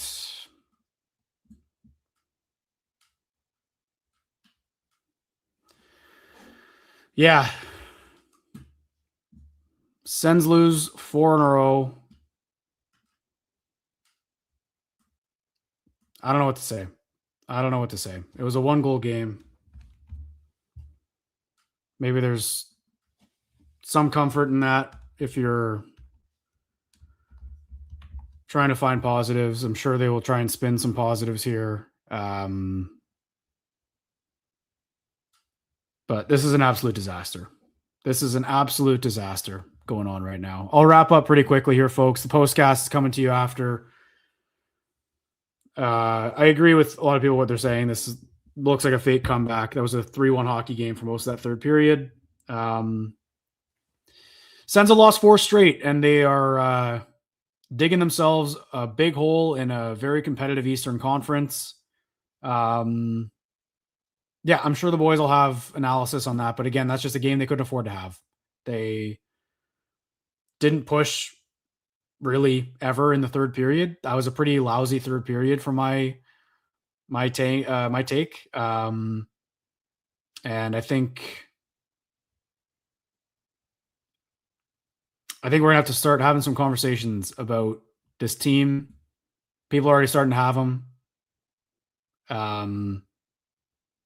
Yeah, uninspired, better than what we saw in Colorado, but anything would have been better. Levy was better than he has been, but he still wasn't good enough. And the Sens just can't score. Their power play is a joke right now. And I think that's about all I've got, folks. Really appreciate everyone joining in and, obviously hanging out. This has been fun. We'll probably do them again. I don't know about next game. I don't know if I can handle a 4 straight loss on these and 5 straight overall. But I also said that after the Colorado game, and yet here I am again. So we will see. Sens play again on Tuesday, I believe, against the Canucks at home. Must win. So I want to make sure I didn't miss any starred chats. I think we're all good. So thanks, everyone. Appreciate the love and appreciate the time. And we'll see you next time. Sens lose 4 in a row, dead last in the division. Can't get much worse than this. So we'll see if they can find a win eventually. And I'll just wrap up here. Let me get the right things set up. And that's been the Locked On Senators live watch party brought to you by the GCP. Thanks, folks. Stay tuned for the postcast. The boys will have you coming up here soon. Thanks again. Stay tuned and I guess go Sens.